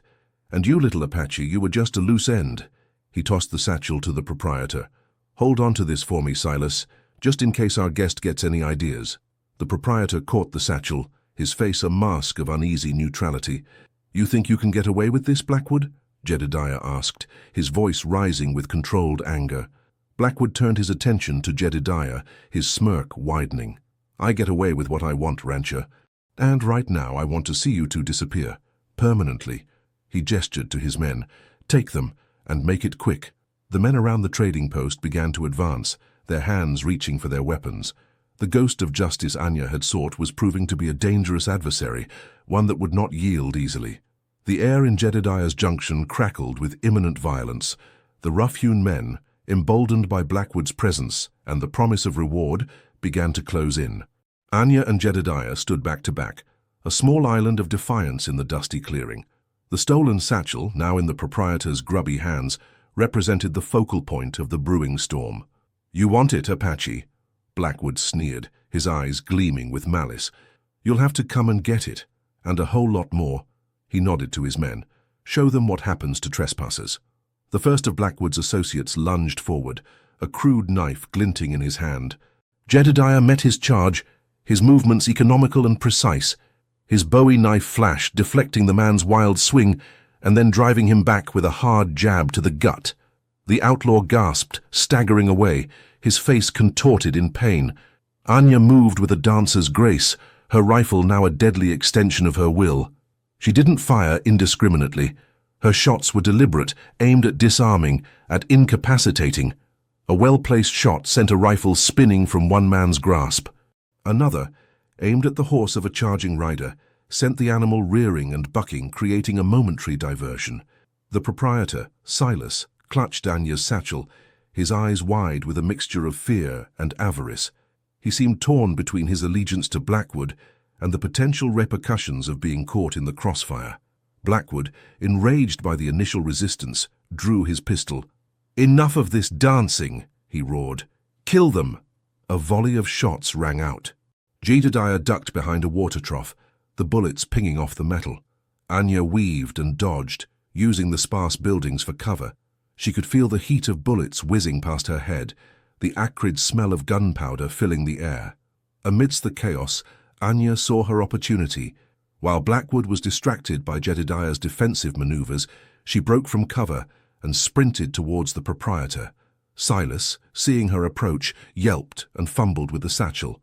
"Give it to me, Silas," Anya commanded, her voice sharp. He hesitated, his eyes darting between Anya and Blackwood. Then, with a grunt of effort, he shoved the satchel towards her. It was a moment of calculated self-preservation. He knew siding with Blackwood against Anya might be the losing proposition. Anya snatched the satchel just as Blackwood turned, his pistol now aimed directly at her. But before he could fire, Jedediah tackled him from the side, sending them both sprawling into the dust. The two men grappled, Blackwood's brute strength against Jedediah's grim determination. Blackwood's face was a mask of fury, his fists flying. Jedediah, though smaller, was a seasoned fighter. He absorbed the blows, looking for an opening. Meanwhile, Anya, clutching her satchel, retreated to a safer position, her rifle still trained on the brawl. She could have shot Blackwood, ended the threat permanently, but something held her back. The raw brutality of the fight, the desperate struggle for survival, mirrored the darkness she had witnessed in her past. She wanted justice, but not vengeance. Not in the same way Blackwood operated. The remaining men, seeing their leader engaged in a desperate fight, and realizing the tide was turning against them, began to falter. Some edged towards their horses, others simply backed away, their bravado evaporating. With a final powerful surge, Jedediah managed to wrench Blackwood's pistol from his grasp, tossing it aside into the dust. He then landed a solid blow to Blackwood's jaw, sending the outlaw reeling. Blackwood stumbled backward, spitting blood, his eyes blazing with hatred. "This ain't over," he snarled, scrambling to his feet. He glared at his dwindling followers. "Let's go. We'll find another way."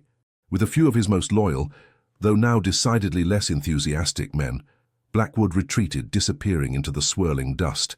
The proprietor, Silas, cowered behind his counter, a look of abject relief on his face.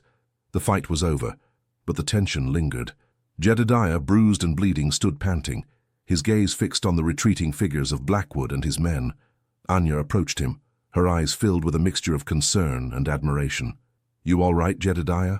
she asked, her voice soft. He nodded, wiping a trickle of blood from his lip. "Just a few bruises. You?" "I'm fine," she replied, her grip tightening on her satchel. "We both are."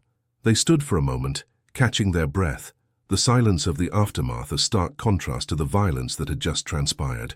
They had faced down Blackwood, retrieved Anya's belongings, and survived, but they both knew this wasn't the end. Blackwood would be back, and their path forward was fraught with uncertainty. They were at a crossroads, their lives irrevocably intertwined by the conflicts of the West. The dust had settled in Jedediah's Junction, leaving behind a lingering tension and the unmistakable scent of a fight. Blackwood and his men were gone, their retreat a testament to their diminished power, at least for the moment.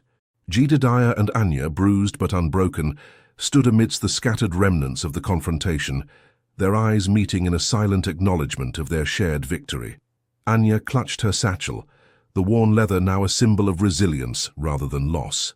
The contents, though damaged by the rough handling, were mostly intact.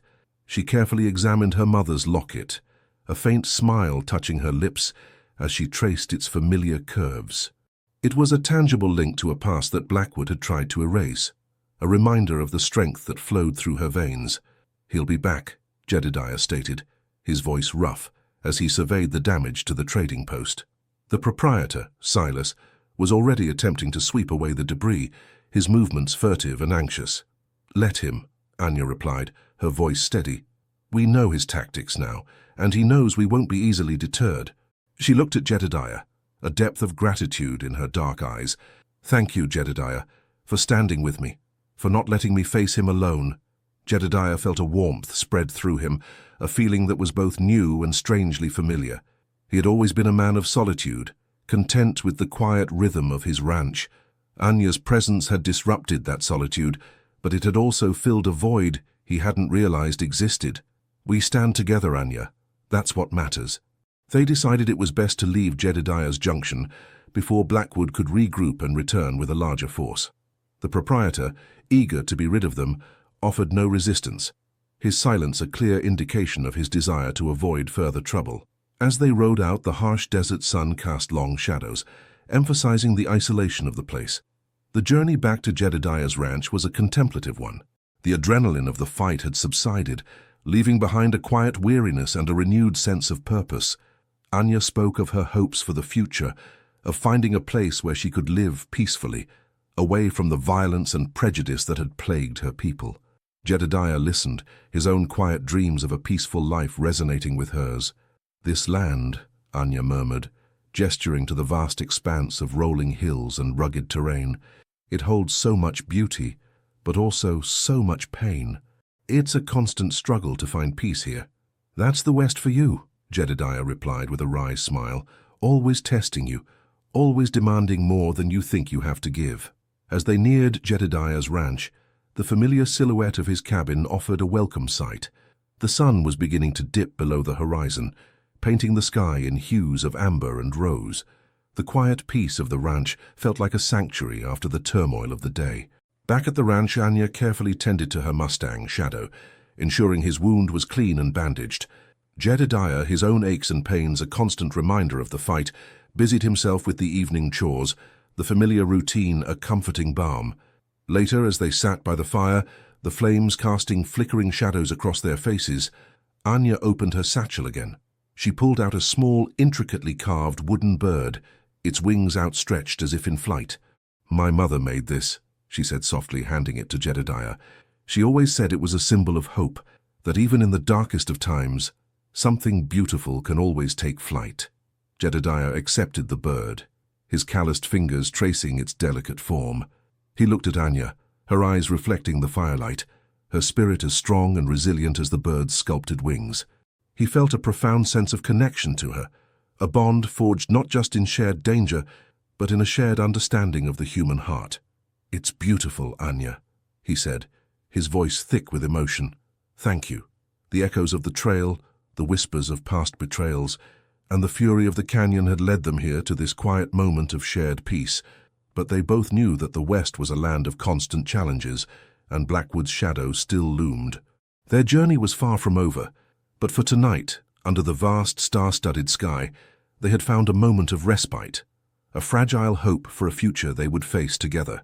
The dust swirled around Anya's worn boots as she surveyed the damage. The small, defiant stand they had made against Silas Croft's men had cost them dearly. Two of Jedediah's ranch hands lay still, their eyes staring blankly at the vast, indifferent sky. The air was thick with the metallic tang of blood and the acrid smell of gunpowder.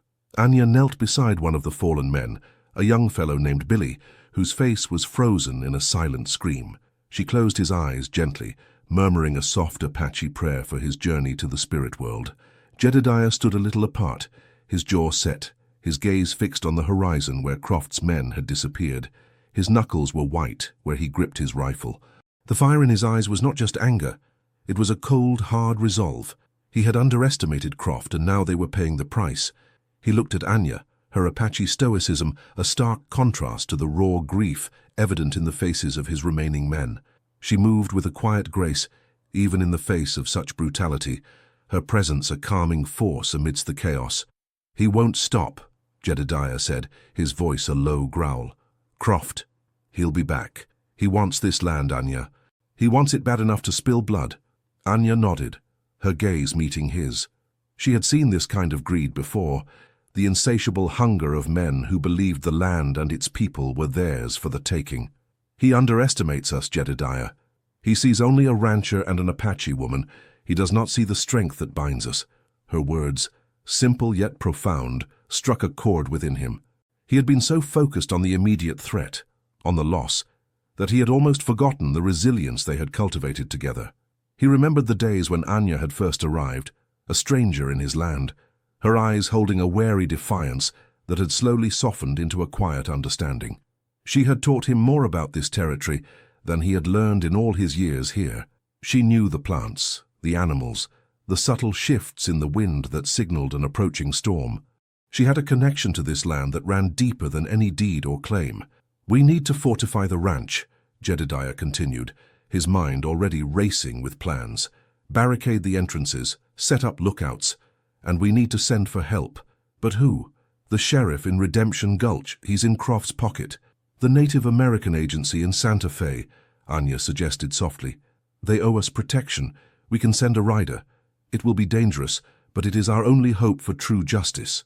Jedediah considered this. Santa Fe was a long ride, fraught with peril. But Anya was right. They couldn't fight Croft alone, not with his hired guns and his disregard for the law. "Who can we trust to make that ride?" he asked, his gaze sweeping over the few men left standing, their faces grim and weary. Anya's eyes met his, a silent understanding passing between them. "There is a young man named Thomas. He is swift and knows the trails. He owes me a debt. He will go." Jedediah nodded. He trusted Anya's judgment. Her instincts were sharp, honed by a life lived on the edge of survival. As the sun began its slow descent, casting long shadows across the blood-soaked ground, a new sense of purpose settled over the ranch. They had suffered a blow, but they were not broken. They would rise from the ashes stronger and more determined than before. The fight for their home had just begun. The flickering campfire cast dancing shadows on Anya's face as she sat by the fire, her gaze distant, her thoughts filled with the spirits of the fallen and the daunting challenges that lay ahead.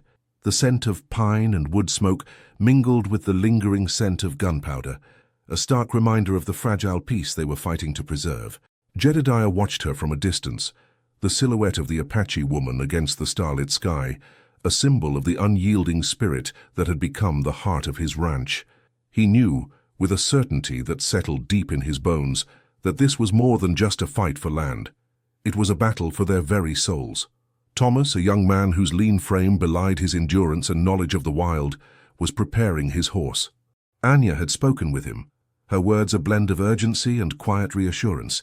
She had gifted him a small, intricately carved wooden bird, a symbol of safe passage and swiftness. "Ride with the wind, Thomas," she had said, her voice firm. "The spirits will guide your hooves. Do not falter and do not trust easily." Thomas, his eyes wide with a mixture of fear and determination, nodded. He understood the gravity of his mission. The journey to Santa Fe was perilous, a gauntlet of harsh terrain, hostile elements, and the ever-present threat of Croft's men, who would surely be on the lookout for any rider carrying news of their raid. He checked the cinch on his horse, a sturdy mare named Whisper, and then secured the meager provisions Anya had given him, dried jerky, a water skin, and a pouch of medicinal herbs. Jedediah approached, his face etched with concern. "You're sure about this, son?" he asked, clapping Thomas on the shoulder. "It's a long way, and Croft's men will be looking for you." Thomas met Jedediah's gaze, his young face set with a resolve that belied his years. "Anya believes I can do it, sir, and I won't let her down. I won't let any of you down." Jedediah offered a rare, grim smile. "That's the spirit. Keep your head down, trust your instincts, and ride like hell when you have to." He handed Thomas a small, heavy pouch. "This is all I can spare, for supplies. And if you need to buy passage or information." Thomas gratefully accepted the coins, the weight of them a tangible symbol of the trust placed in him. He mounted Whisper, the mare shifting beneath him, sensing the urgency of the moment. Anya stood with Jedediah, her presence a quiet sentinel. As Thomas turned Whisper towards the winding trail leading away from the ranch, he glanced back. Anya raised the wooden bird in a silent farewell, her eyes reflecting the last embers of the dying campfire. The first few miles were a tense blur. Thomas kept to the shadows, his senses on high alert. Every rustle of leaves, every snap of a twig, sent a jolt of adrenaline through him. He knew the land, the hidden draws and game trails that would offer him cover. He pushed Whisper hard, the mare's rhythmic gait a comforting sound in the vast silence. The moon rose a sliver of silver in the inky blackness, casting an ethereal glow on the rugged landscape. He rode through the night, his thoughts a whirl of images, the fallen men, Anya's steady gaze, Jedediah's grim determination. He was just a boy, barely a man, but he carried the hopes of this small, embattled community on his young shoulders. He thought of his own family, lost to sickness years ago, and the kindness Anya had shown him when he had nowhere else to turn. He owed her everything. As dawn approached, painting the eastern sky in hues of rose and gold, Thomas found himself nearing a small, dusty settlement. His gut told him to keep moving, but his water skin was nearly empty, and Whisper needed a brief respite.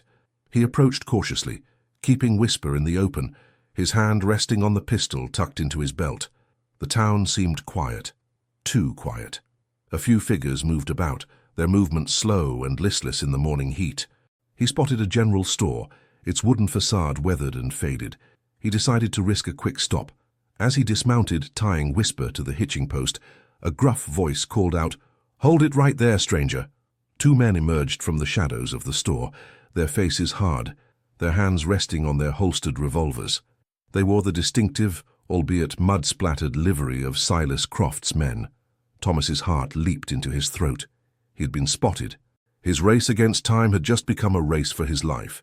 He could see the predatory gleam in their eyes, the way they sized him up, recognizing him as a potential threat.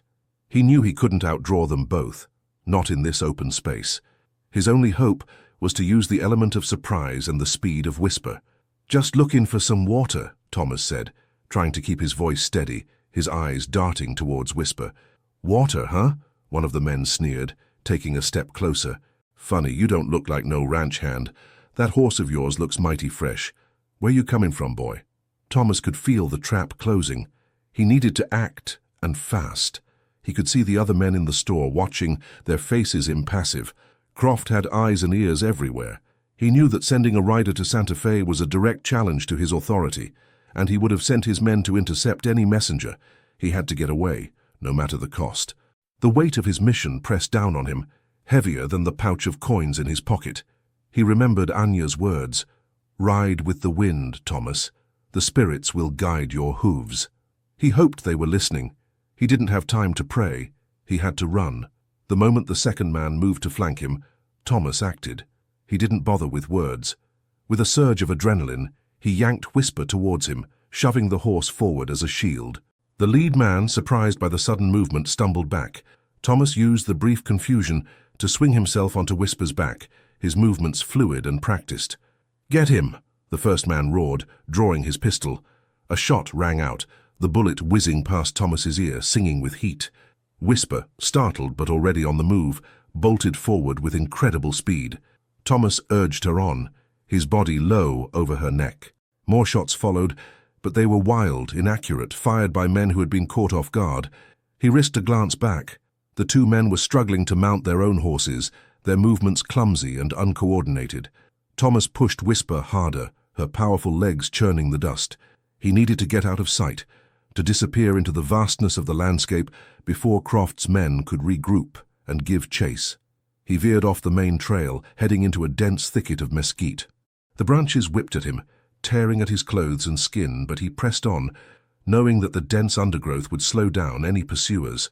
He rode for what felt like hours, his lungs burning, his muscles screaming. Whisper, bless her heart, never faltered. Her steady rhythm was a testament to her strength and breeding. He finally slowed her to a walk when he was sure he had lost his pursuers, his body trembling with exhaustion and fear. He dismounted, his legs feeling like jelly, and knelt by a small trickling stream he knew from his travels. He let Whisper drink her fill, then splashed the cool water on his face and neck, the shock of it helping to clear his head. He took out the pouch of coins Jedediah had given him. He knew he couldn't afford to stop for long, but he needed to resupply his water and perhaps get a little more jerky if he could find a less conspicuous place than that general store. He also needed to find a way to avoid the main trails, to move through the wilderness like a ghost. Anya's teachings about the land, about reading the signs, about moving with the natural flow of the earth, came back to him. He looked at the small wooden bird Anya had given him, clutched tightly in his hand. It felt warm, almost alive, a small talisman of hope. He thought of her quiet strength, her unwavering gaze. He would not fail her. He would not fail Jedediah or the others. He had to reach Santa Fe. He spent the rest of the day moving through rough country, avoiding any sign of human settlement. He knew that Croft had eyes everywhere, and his men would be watching the roads, the stagecoach routes, any place where a lone rider might be trying to get a message through. He slept fitfully that night, wrapped in his thin blanket, the sounds of the desert his only company. He dreamt of the Apache woman, her eyes like burning coals, her voice a whisper on the wind. The next few days were a grueling test of endurance. He rationed his food and water carefully, pushing Whisper relentlessly, but always mindful of her well-being. He learned to find water in unexpected places, to identify edible plants, to navigate by the stars. He saw signs of other travelers, old campfire ashes, discarded tins, but always kept his distance, his paranoia a constant companion. He knew that Croft's influence reached far, and any stranger could be an informant. One afternoon, as he crested a low ridge, he spotted a small isolated homestead in the distance. Smoke curled lazily from its chimney. His first instinct was to skirt it, to avoid any contact, but his water skin was almost empty, and he knew Whisper needed a good drink. He approached cautiously, his hand on his pistol. As he got closer, he saw a woman emerge from the cabin, carrying a basket of laundry. She was older, her face deeply lined by the sun, but her eyes were kind. He reined Whisper to a halt, holding up his empty water skin. "Ma'am," he called out, his voice raspy, "could you spare a bit of water? My horse and I have been on the trail a spell." The woman looked him over, her gaze lingering on the worn clothes and the determined set of his jaw. She seemed to size him up, not with suspicion, but with a quiet assessment. After a moment, she nodded. "Come on in, young man. You look like you could use a drink yourself." He dismounted, his heart a little lighter. Perhaps not everyone in this territory was beholden to Croft. Perhaps there were still good people willing to offer a helping hand to a stranger in need.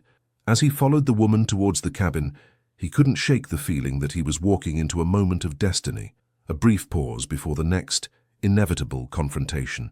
The quiet kindness of the woman was a stark contrast to the violence he had fled, and it made him all the more determined to see his mission through. He had to get this message to Santa Fe. The fate of Jedediah's ranch, and perhaps many others, depended on it. The woman's name was Martha, and her small homestead was a haven of quiet resilience in the harsh expanse. She welcomed Thomas with a warmth that surprised him, her kitchen smelling of freshly baked bread and dried herbs. She filled his water skin and offered him a plate, piled high with thick slices of bread, cheese, and a generous portion of stew.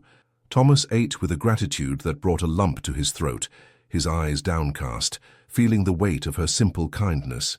"You look like you're running from something, boy," Martha said softly, her gaze gentle but perceptive. She didn't pry, simply offered the observation as a statement of fact. Thomas hesitated, then decided to trust her. The Apache way and Anya's teachings often involved discerning the truth in a person's heart. Martha's heart seemed open. "I'm carrying a message," he admitted, choosing his words carefully.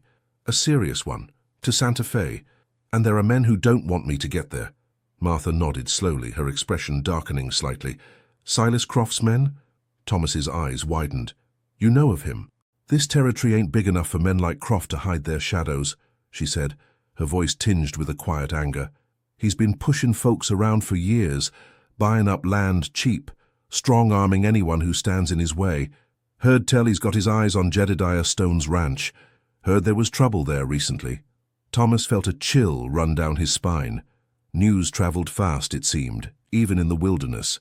There was trouble, he confirmed, his voice low. And I'm trying to get help. Martha's gaze hardened. Jedediah Stone, good man, stands his ground, and that Apache woman who's with him, Anya, she's got more grit than any man I know. She looked at Thomas, her eyes meeting his with a newfound intensity. You're doing a good thing carrying that message. Croft's reach is long, but it ain't endless. Not yet. She disappeared for a moment and returned with a small, worn leather pouch. Here, she said, pressing it into his hand. Some dried fruit, a bit more jerky. And this. She opened the pouch, revealing a small, tarnished silver locket. My husband gave this to me when he went off to fight in the war.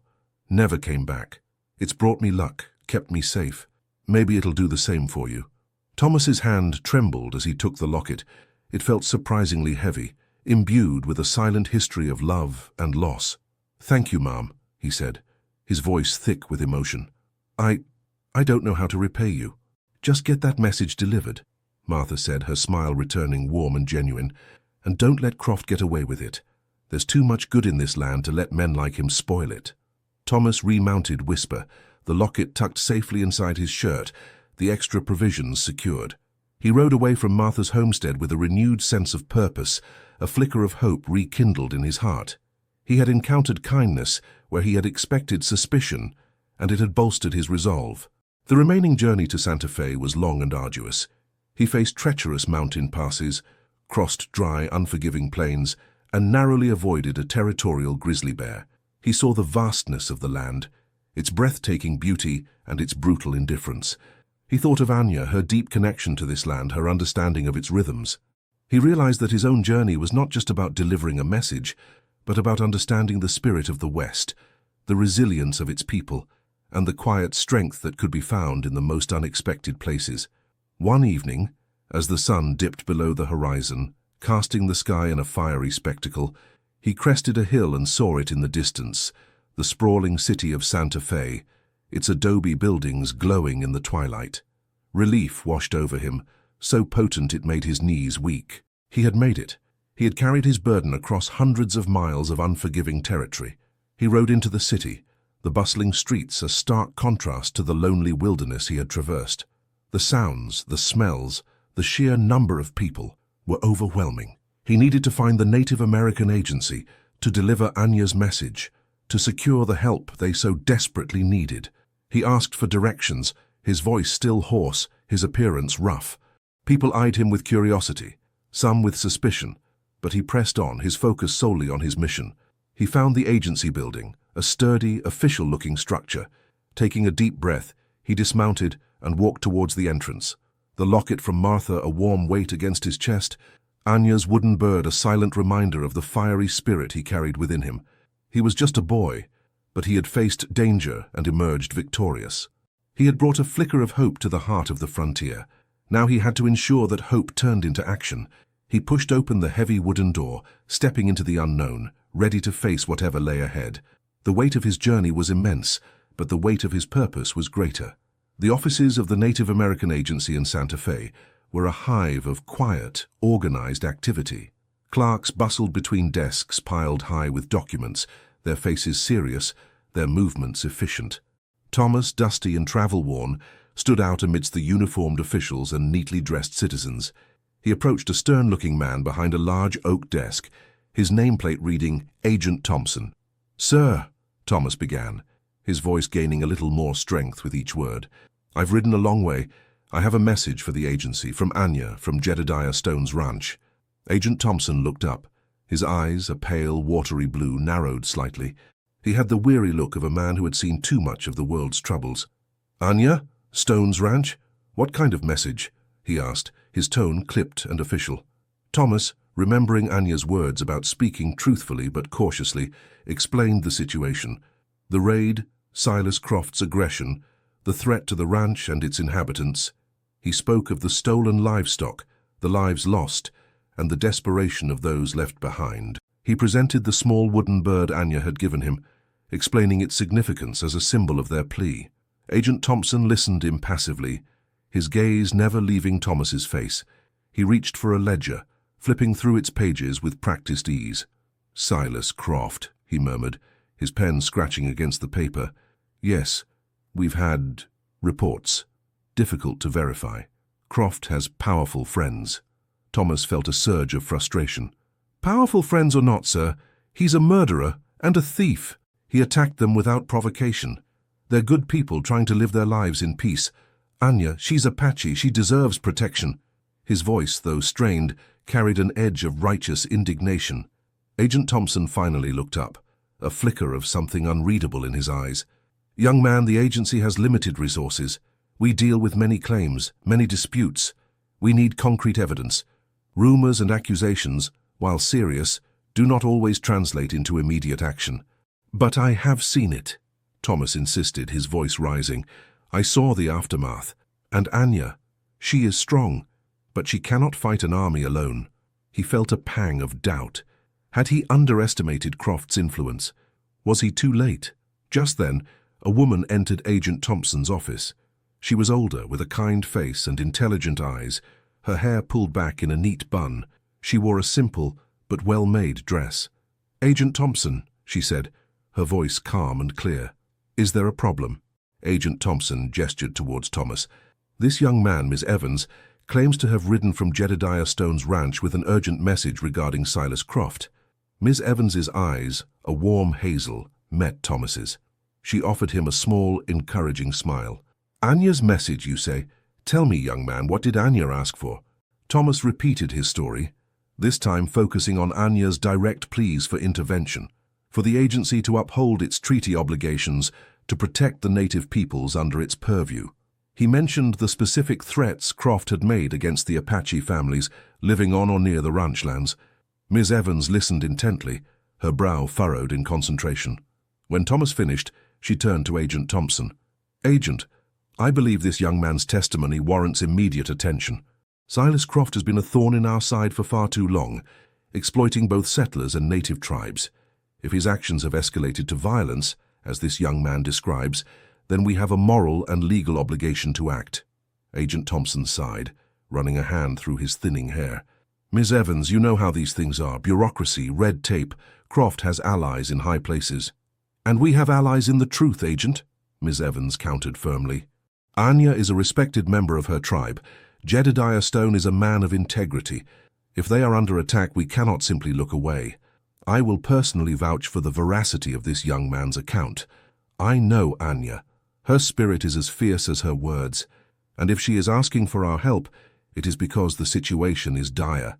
She turned back to Thomas. "You've done very well, young man. Your courage in making this journey is commendable. Rest assured, your message has been heard. We will dispatch a representative to investigate Croft's activities immediately, and we will send aid to the ranch." Thomas felt a wave of profound relief wash over him. He had done it. He had delivered the message. He had brought help. He looked at Miss Evans with gratitude. "Thank you, ma'am. Thank you for believing me." Miss Evans smiled. "It is I who should thank you for bringing us the truth.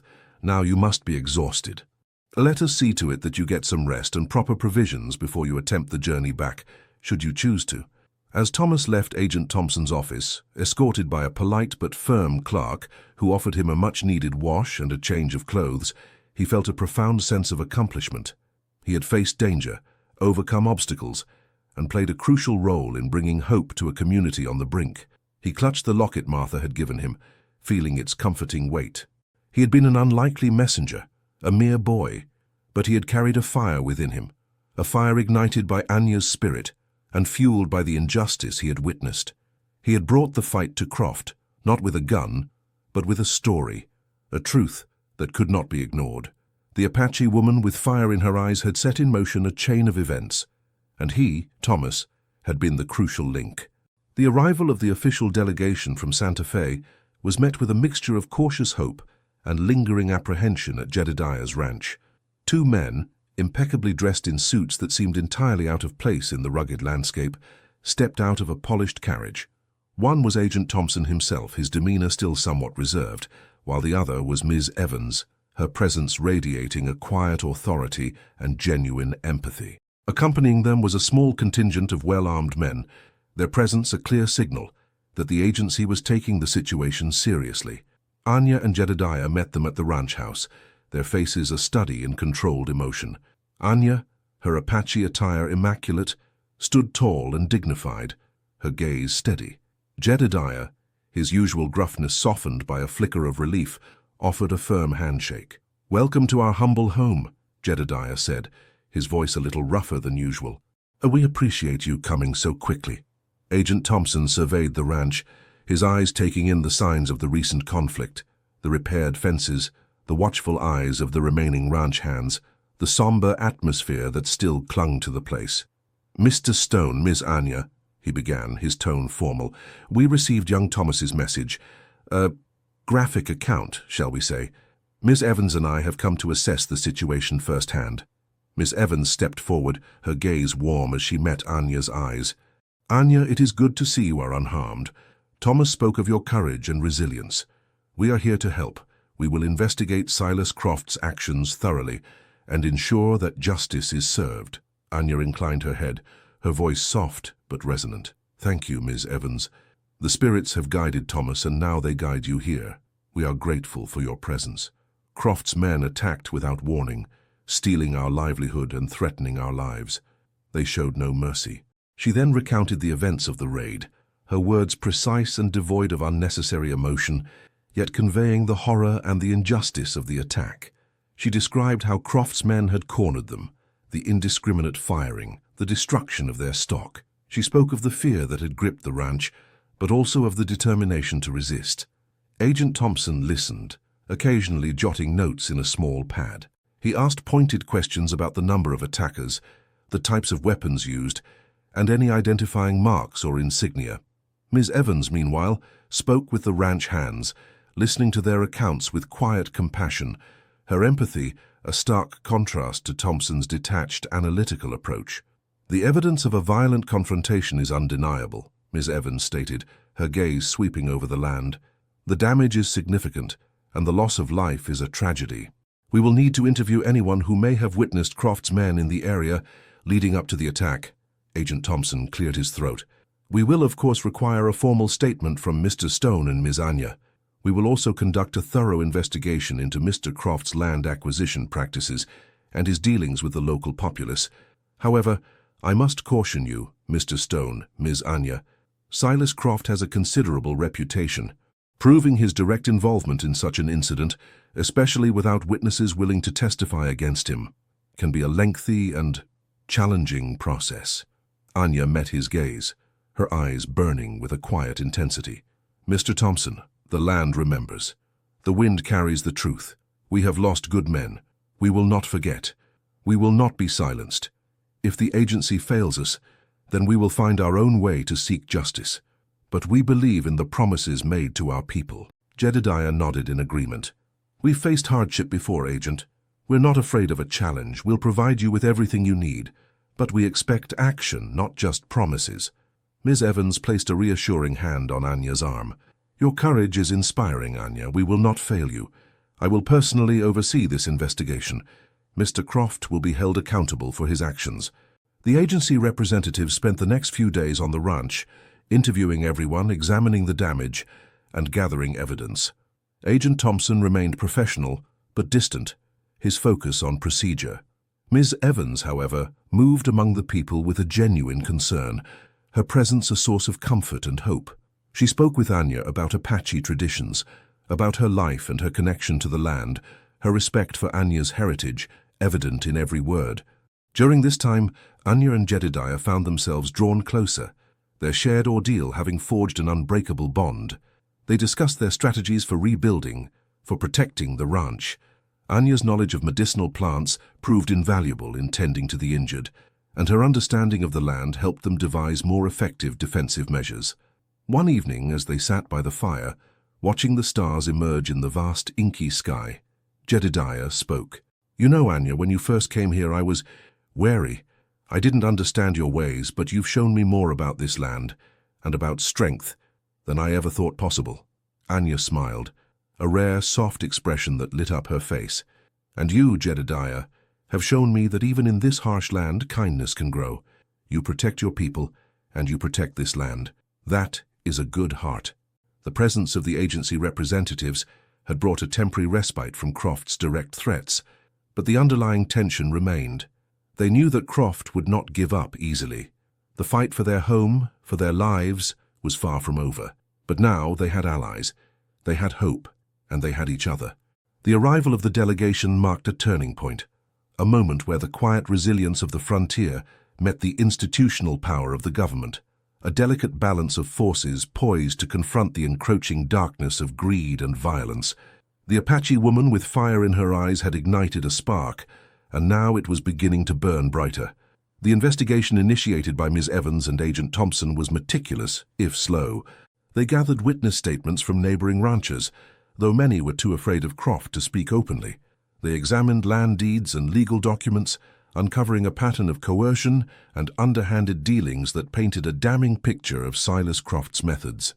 Ms. Evans, in particular, proved to be a formidable force, her determination unwavering as she navigated the labyrinthine bureaucracy of Santa Fe. One afternoon, Ms. Evans approached Anya and Jedediah, her expression grave. "We have enough to bring charges against Croft for illegal land acquisition and intimidation," she announced. "However, the raid itself and the fatalities, Croft's men are skilled at covering their tracks. We need more direct evidence linking him to the violence." Anya listened intently, her eyes never leaving Ms. Evans's face. "Croft's men are like wolves," she said. "They hunt in packs, and they leave few traces for those who do not know how to look."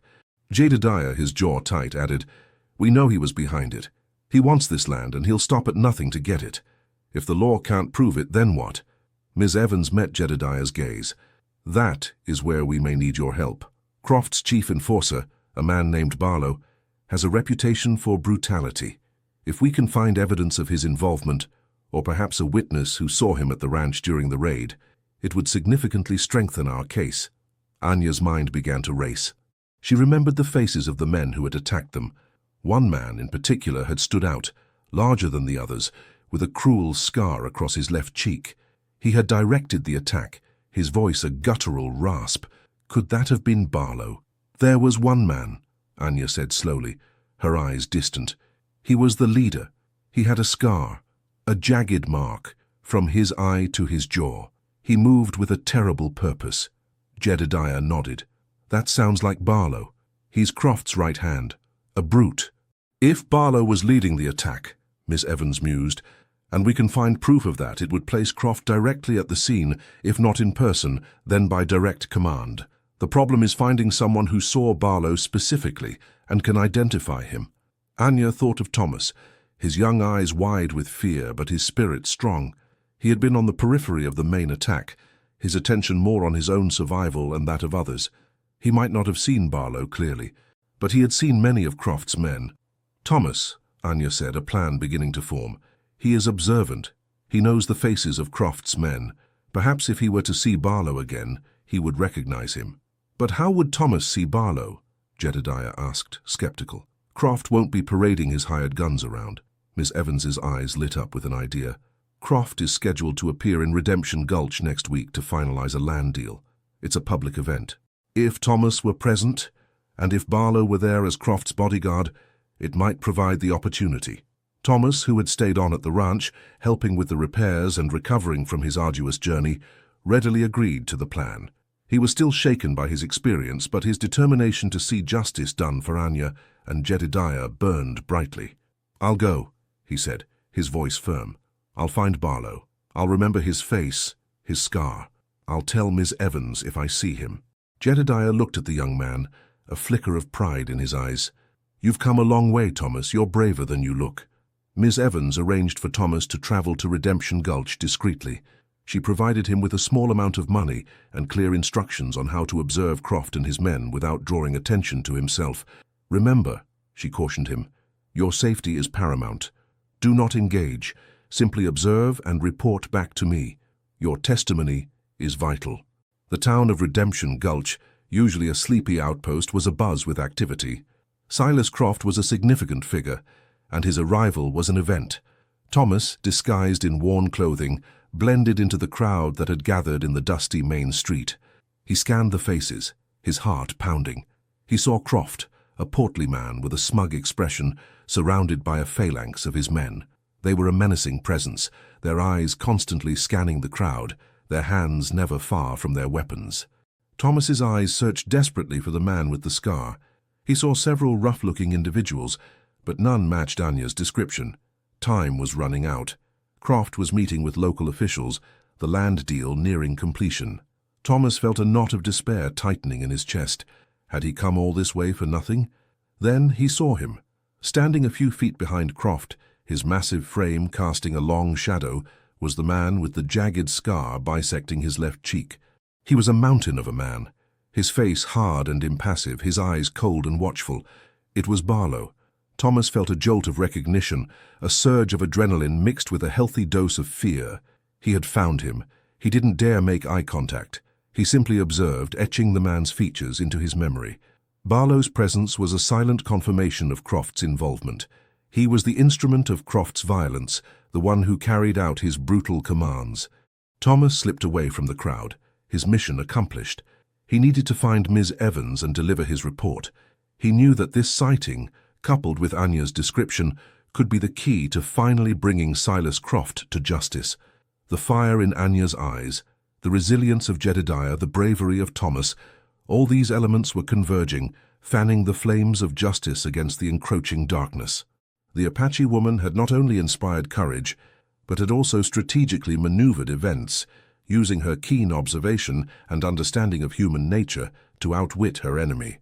The path ahead was still fraught with danger, but for the first time, a tangible sense of hope illuminated the horizon. Back at the ranch, Anya and Jedediah awaited Thomas's return with a quiet intensity. The temporary peace brought by the agency's presence was a welcome reprieve, but the knowledge that Croft was still out there, still a threat, hung heavy in the air. Anya spent her days tending to the ranch, her Apache knowledge proving invaluable in managing the livestock and ensuring the well-being of the remaining hands. Jedediah, meanwhile, worked tirelessly to repair the damage, his strength and determination a constant source of inspiration. The bond between Anya and Jedediah had deepened. They shared meals, conversations, and the unspoken understanding that came from facing adversity together. Anya found herself drawn to Jedediah's quiet strength, his unwavering sense of justice, and the gruff kindness that lay beneath his weathered exterior. Jedediah, in turn, was captivated by Anya's resilience, her deep connection to the land, and the fierce spirit that burned within her, much like the fire in her eyes. One evening, as they sat by the fire, a lone rider approached the ranch, his silhouette sharp against the twilight sky. It was Thomas, his face alight with a mixture of exhaustion and triumph. He had returned from Redemption Gulch. "I saw him," Thomas announced, his voice hoarse but filled with conviction. "Barlow, Croft's man. He was there with Croft. He had the scar, just like Anya said. I saw him with my own eyes." Anya and Jedediah exchanged a look of profound relief. This was the breakthrough they had desperately needed. Ms. Evans had arranged to meet Thomas discreetly on his return journey, a plan they had put into motion immediately after Thomas's sighting. "Ms. Evans will have your report, Thomas," Jedediah said, clapping the young man on the shoulder. "You've done good work, real good work." Thomas beamed, the praise warming him from the inside out. He had played his part, a crucial one, in a much larger battle. The next day, Ms. Evans arrived with her contingent, her demeanor more assured than ever. She had received Thomas's report and Anya's detailed description of Barlow, coupled with the existing evidence of Croft's aggressive land practices and the testimonies of those too afraid to speak out openly. They now had a solid case. With Thomas's identification of Barlow at the Redemption Gulch meeting and Anya's description of the man who led the attack, Miss Evans explained, her voice ringing with authority, "We have sufficient grounds to issue an arrest warrant for Silas Croft and his enforcer Barlow for the raid on this ranch and the resulting fatalities. We have also gathered enough evidence to proceed with charges of extortion and illegal land acquisition." Agent Thompson, who had accompanied Ms. Evans, nodded curtly. "The paperwork is being processed. The U.S. Marshals have been notified. They will apprehend Croft and Barlow." A sense of hopeful anticipation settled over the ranch. They had fought hard, endured much, and now justice seemed within reach. Anya and Jedediah stood together, a silent acknowledgement of their shared journey, their shared victory. Anya's fierce spirit, once a solitary flame, now burned alongside Jedediah's steadfast resolve, creating a beacon of hope against the encroaching darkness. As the sun began to set, casting long shadows across the land, Anya and Jedediah walked hand in hand towards the vast expanse of their ranch. The air was filled with the scent of sagebrush and the distant lowing of cattle. "We did it, Anya," Jedediah said, his voice filled with a quiet pride. "We stood our ground and we won." Anya looked at him, her eyes reflecting the warm hues of the sunset. "We fought for what is ours, Jedediah, for this land and for the lives lived upon it. The spirits favored us. And you," Jedediah added, his gaze lingering on her face, "you are the spirit of this place. The fire in your eyes, it lit the way for us all." Anya's lips curved into a gentle smile.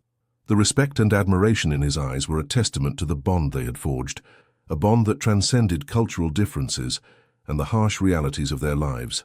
The arrival of the U.S. Marshals the following week was swift and decisive. Silas Croft and Barlow were apprehended without significant incident. Their reign of terror finally brought to an end. The news spread like wildfire, bringing relief and a renewed sense of security to the surrounding communities. The ranch began to heal.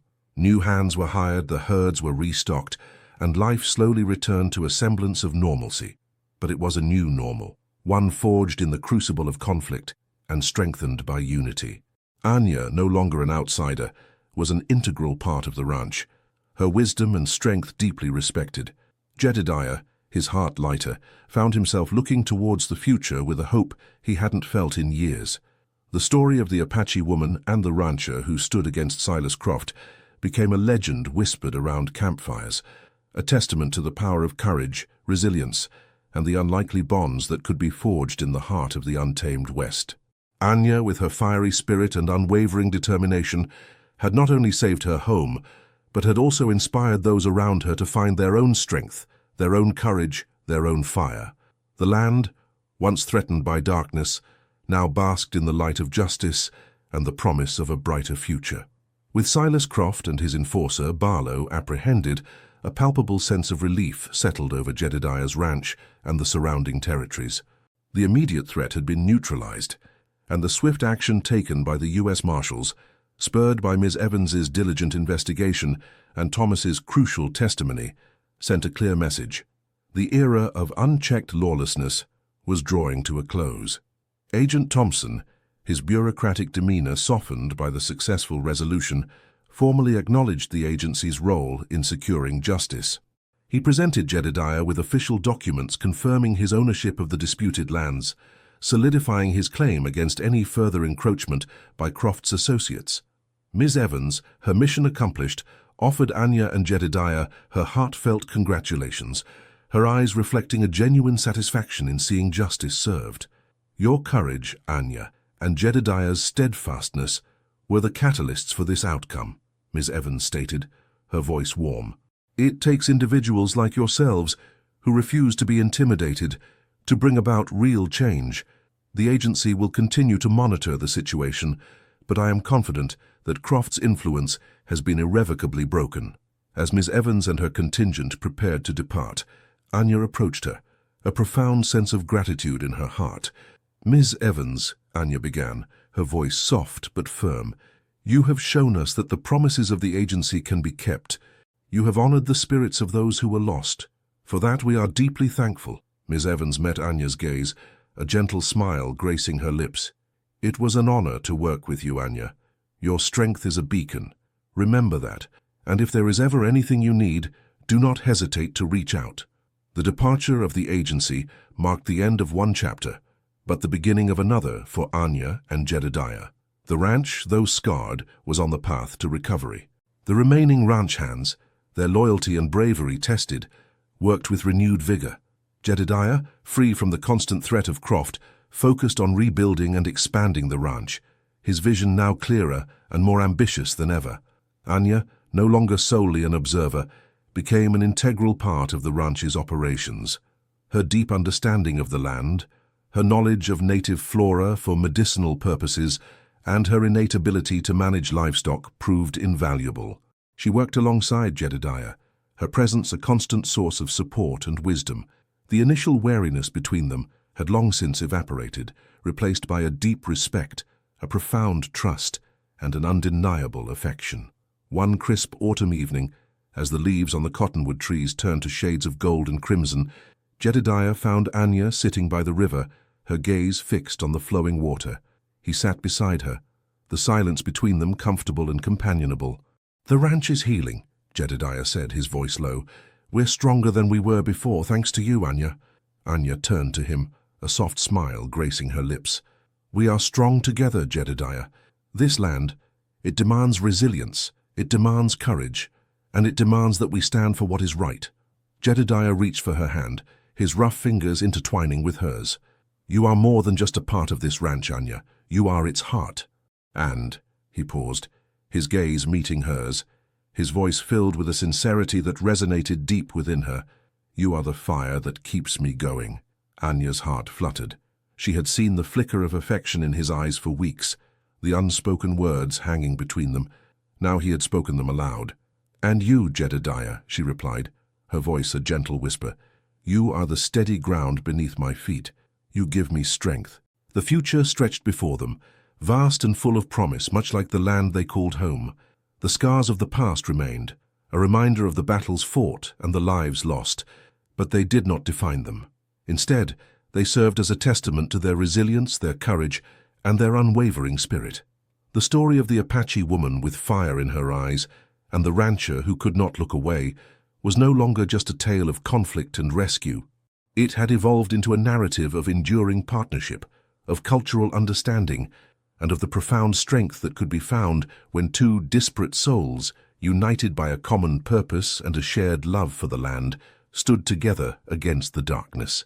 The sun dipped below the horizon, painting the sky in hues of orange and purple, a breathtaking spectacle that mirrored the vibrant spirit of the land and the people who now called it home. Their journey had been arduous, marked by loss and hardship, but it had led them to a place of peace, of love, and of an unshakable hope for the future. The fire in Anya's eyes had not only illuminated the path to justice, but had also ignited a new dawn for their shared life. The relentless pace of the frontier had given way to a quiet, hard-earned peace on Jedediah's ranch. The conflict with Silas Croft was a distant memory, leaving behind a profound sense of security and purpose. The autumn air was crisp, signaling a new cycle of life. The ranch, once a solitary homestead, now thrived as a testament to shared labor and mutual respect. Cattle grazed peacefully on pastures secured by law and vigilance. The ranch house, once a monument to Jedediah's loneliness, now echoed with the gentle laughter of Anya and the steady rhythm of their life together. Anya had become the heart of the ranch. Her Apache heritage, once a source of suspicion, was now an invaluable asset. She had implemented ancient irrigation techniques that brought new life to the arid land, and her deep knowledge of medicinal plants provided healing for their community. The small wooden bird from Martha sat on the mantelpiece, a symbol of the kindness that had bridged their worlds. Jedediah, his once hardened exterior softened by Anya's presence, found a deep, abiding contentment. The years of gnawing solitude had been replaced by a quiet joy. His work on the land was no longer just about survival. It was about building a future with Anya by his side. He often watched her, marveling at her strength and the way she had woven herself into the fabric of his life. The fire in her eyes, once a blaze of defiance, now burned with the gentle warmth of love and security. Thomas, now a capable young man, had become an indispensable part of their operation. He had matured from a frightened boy into a dependable partner, his experiences instilling in him a sense of responsibility and a profound respect for Jedediah and Anya. He continued to hone his tracking skills under Anya's tutelage, his connection to the land deepening with every lesson. With Jedediah's encouragement, he was saving his wages, his dream of one day owning his own ranch, fueled by the kindness and wisdom of his mentors. The legal convictions of Silas Croft and Barlow had sent a powerful message throughout the territory. Justice had been served, and the shadow of fear that had plagued so many had finally lifted. Ms. Evans's final report lauded Anya and Jedediah as community pillars. their story serving as a living example of how collaboration could triumph over prejudice.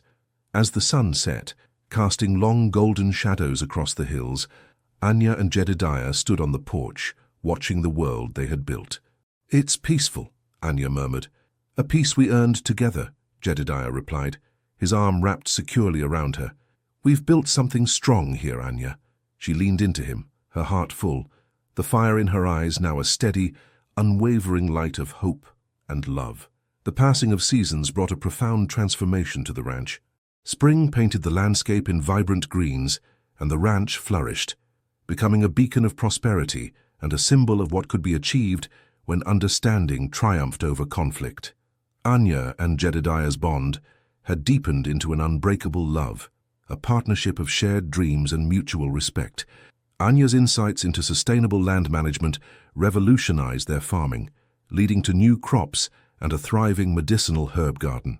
Jedediah, in turn, learned to see the land not just as a possession, but as a sacred trust, his pragmatic strength now tempered with a newfound wisdom. Thomas was on the cusp of his own destiny.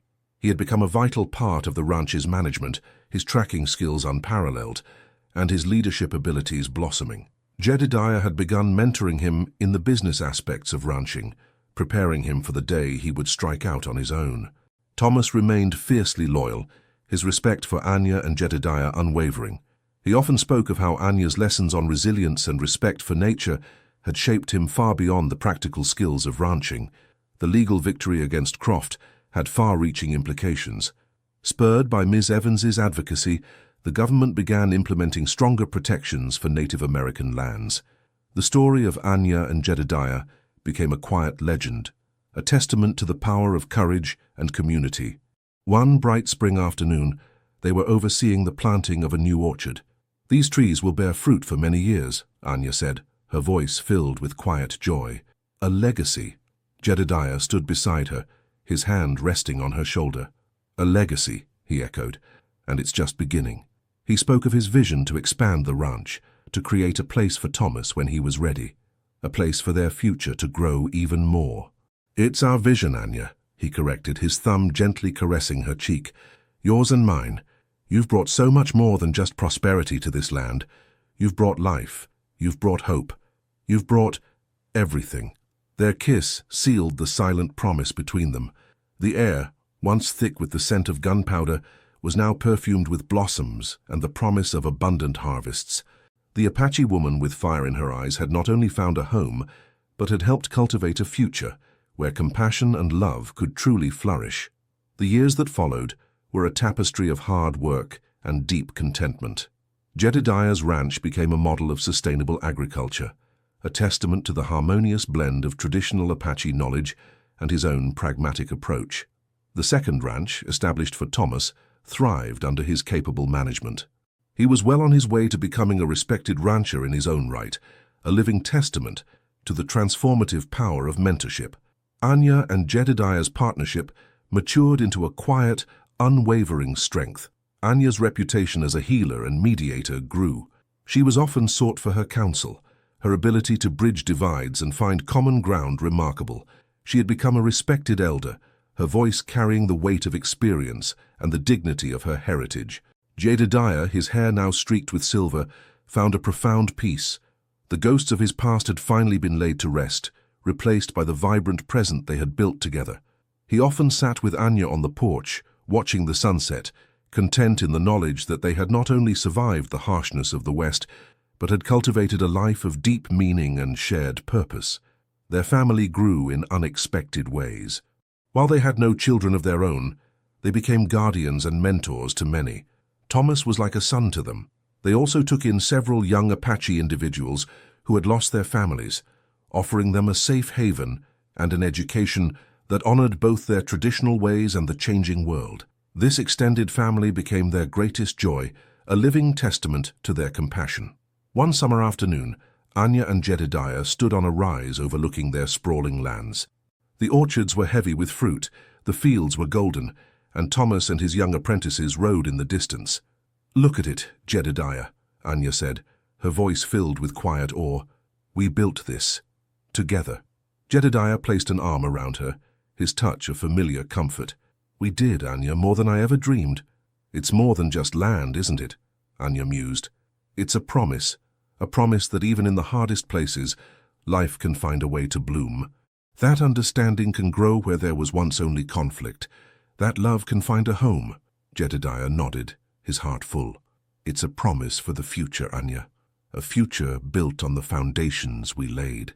As the sun began to set, casting a warm glow over the land, they stood silhouetted against the vast horizon. The fire in Anya's eyes, once a symbol of defiance, now burned with the steady, enduring light of love, wisdom, and a profound connection to the land and the family they had built. Their story, etched into the very soul of the West, was a testament to the fact that even in the wildest of landscapes, the most enduring strength could be found in the quiet courage to open one's heart and build a future rooted in unwavering care.